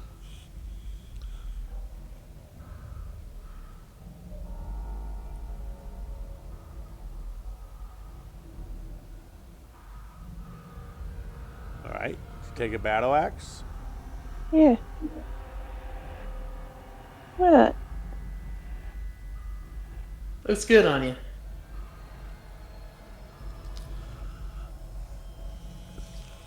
It looks big on me. Bananas, you want to open this door? You want to open that door, right? Yeah.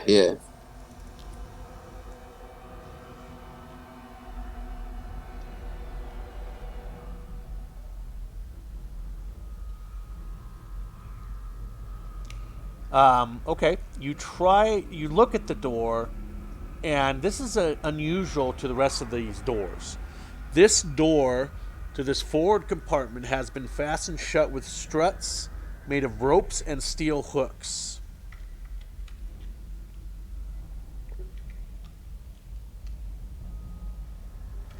Uh-oh. So lockpicking it's out of the question, I take it. He's gonna. I guess he'll turn like the den. All right, take a look at this. Looks like a job for my brand new battle axe. They're trying to keep us out or something in. All right, so I equip the battle axe and I take a two-handed swing at it. So right before you swing at the door, you hear somebody cries out. It's calling for help in common. Help! Help me! Free me! Please! I'm begging to be freed. Bananas is Lycan's gonna look at the toad like the toad was just talking, and then he's gonna look at everyone and be like, I don't think it was the toad. But I'm not quite sure. I'll yell back, are you hurt? I've been trapped here by the apparitions that murdered the rest of the crew. I'm one of the human pirates. My name is Jasper Greaves. Yeah, it's definitely not the toad that's talking, just so everyone knows. So I'll look at everyone else and kind of shrug my shoulders and say it's pretty obviously a trap, but I think we should spring it. Banana's going stealth. Okay. Into the shadows. Roach will attempt to do the same. Gonna get his pistol out. So can we say that battle axe hit and then I can re-equip my musket? Yeah, but what do you? I mean, okay, so roll what the battle axe you used, the 26. All right, roll your damage on it. Yeah. You have a hard time breaking through. You've done some damage on it, but it didn't break through yet with that battle axe. It didn't break the ropes or the hooks or It's anything? hooks with it. Yeah, these hooks are on it. You can try hitting it again.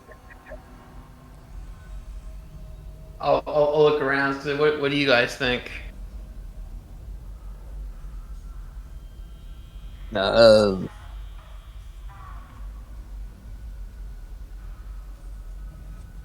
That's how I know.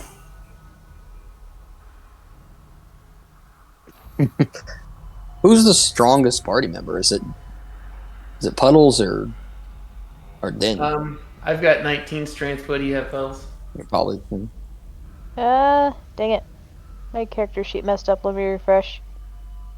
I think my strength is 19? Yeah, 19's pretty high. I have to double check. We lost.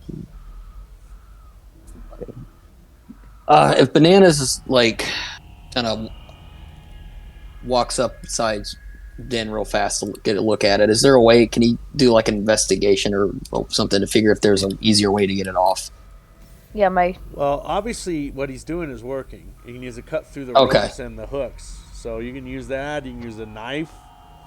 Use something, right? You're trying to cut through all these ropes. There's not just one rope. I mean, there's like dozens of them. Lars, when Bananas is doing that, Lycan's going to use some guidance by whispering to his toad, and he's going to try to do a sleight of hand and see if he can't get some fur off of Bananas. Steal All some right, like so you fur give him hair. guidance. Go roll a sleight of hand against his passive perception.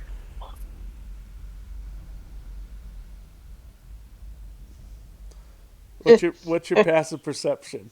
16. All right, so you feel him. Yeah, you feel me like grabbing on your hair, ripping your fur out with his hand as he's trying to grab some of your fur. Bananas is gonna freak out and like aim his pistol and just start screaming, "He's one of them! They got to him! They got to him! I've seen it happen!" like he's gonna be like, Bananas, listen. It's like, lift down your eyelid. Let me look at your eyelid. Isn't that what they do? They put the worm in the eyelid. Yeah, you can look. Yeah. Like he gets really close to you, so you can see in his eyes. He's like, "I'm fine." Just like his pupils are super dilated. Yeah, there's unbelievably bloodshot and watery. He's like, "But listen, the reason why I know is because Sir Charles Montgomery is my toad's name, so that's how I know it's the one that's not talking."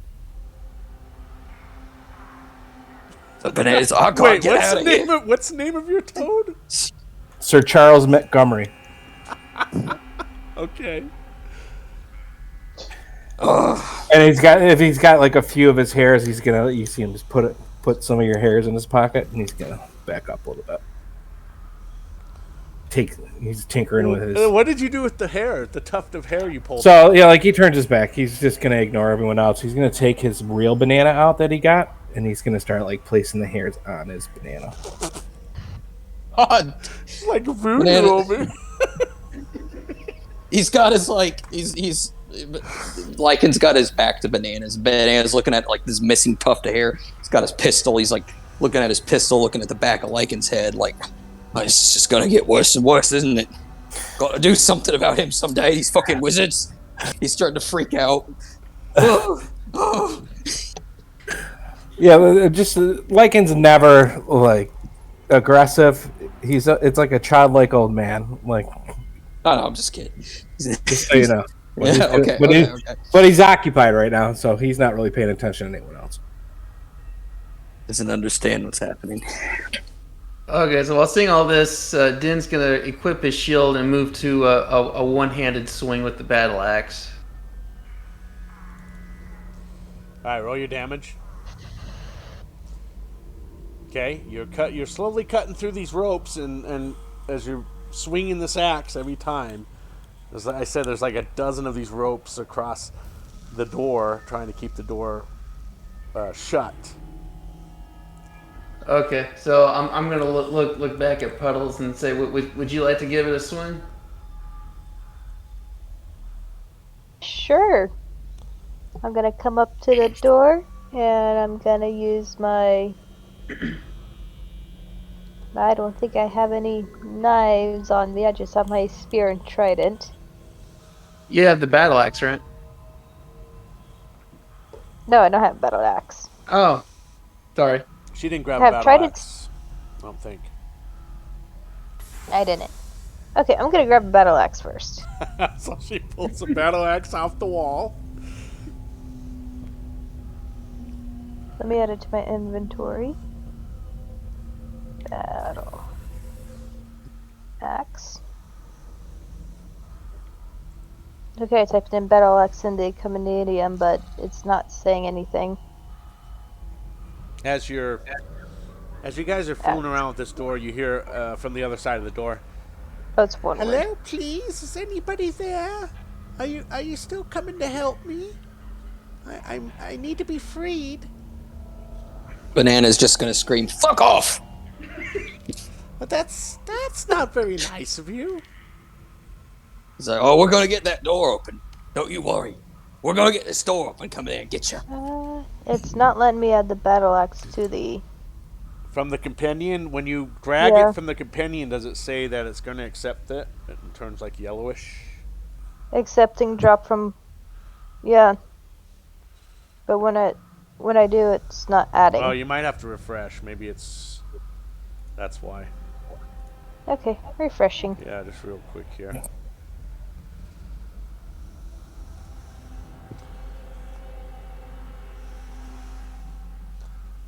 If not, then I can try it.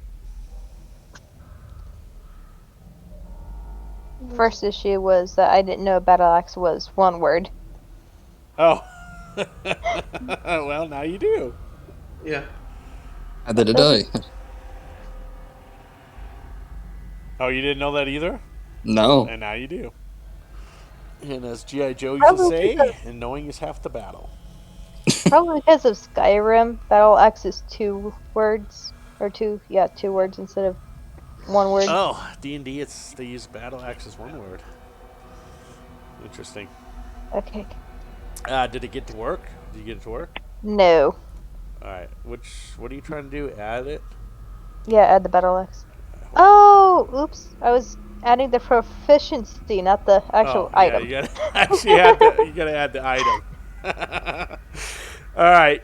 We got 4 minutes left. Can you knock this door down in 4 minutes?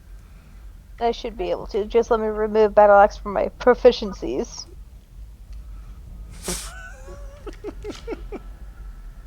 They can make somebody proficient at it. Okay. Oh, where is it? Okay. I'm gonna do it two-handed. Okay. Roll your damage. All right. I should not be raging. Oops.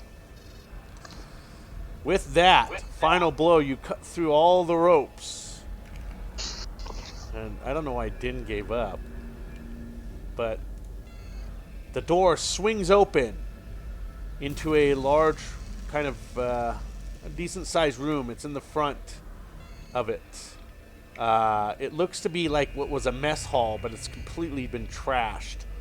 And as you walk inside, does anybody walk inside? I do.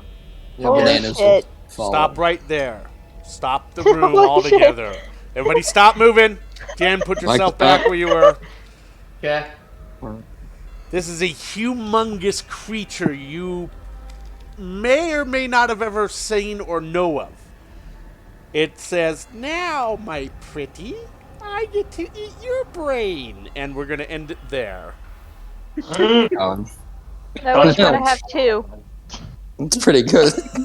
Good reason, didn't. Or the roaches left the room.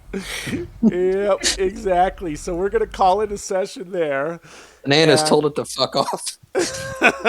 and we're going to go and we're going to play next Tuesday, same time, 5:30. And we'll continue this adventure of intrepid heroes through the Spelljammer universe. All right, guys, Cool. any questions, comments, or concerns before we call it a night? No, No. I'll post the link to the backup video once it's ready. Yeah, is there Alright. any like voodoo magic that spells and stuff I should be worried like looking for? I guess I'll figure it out. We'll you do it can next find week. them. They're there. Yeah. There's Some weird looking ones that could be like voodoo like, so there's a spell where it rots a corpse and it literally has mushrooms grow out I of would it. say like the necromancer stuff tends Right. to have a lot of like what would be more close to like voodoo spells and things like that. So Wither and bloom. Oh, that's Yeah. we can't use that one. Yeah, Well. but why can't you use wither and bloom? Because it's from one of the Strickhaven. Well, we can talk Look. about it. We can talk about it. I said we can talk about all those if you really are interested in something like that. Well, I'd have to come across it or level up, so that's All right. okay. okay. All right, guys. Have a good night. Good rest of the week. We'll see you guys on Monday next week. All right. Good night, guys. All right. All right, later, though. guys. I see you guys next Tuesday. Are you not coming Monday? I have family coming. Oh, that's right. Your grandmother. You were saying that's right. All right. We'll see you Oh. Tuesday. Have a good You know one. what? Actually, backup video no. didn't. What?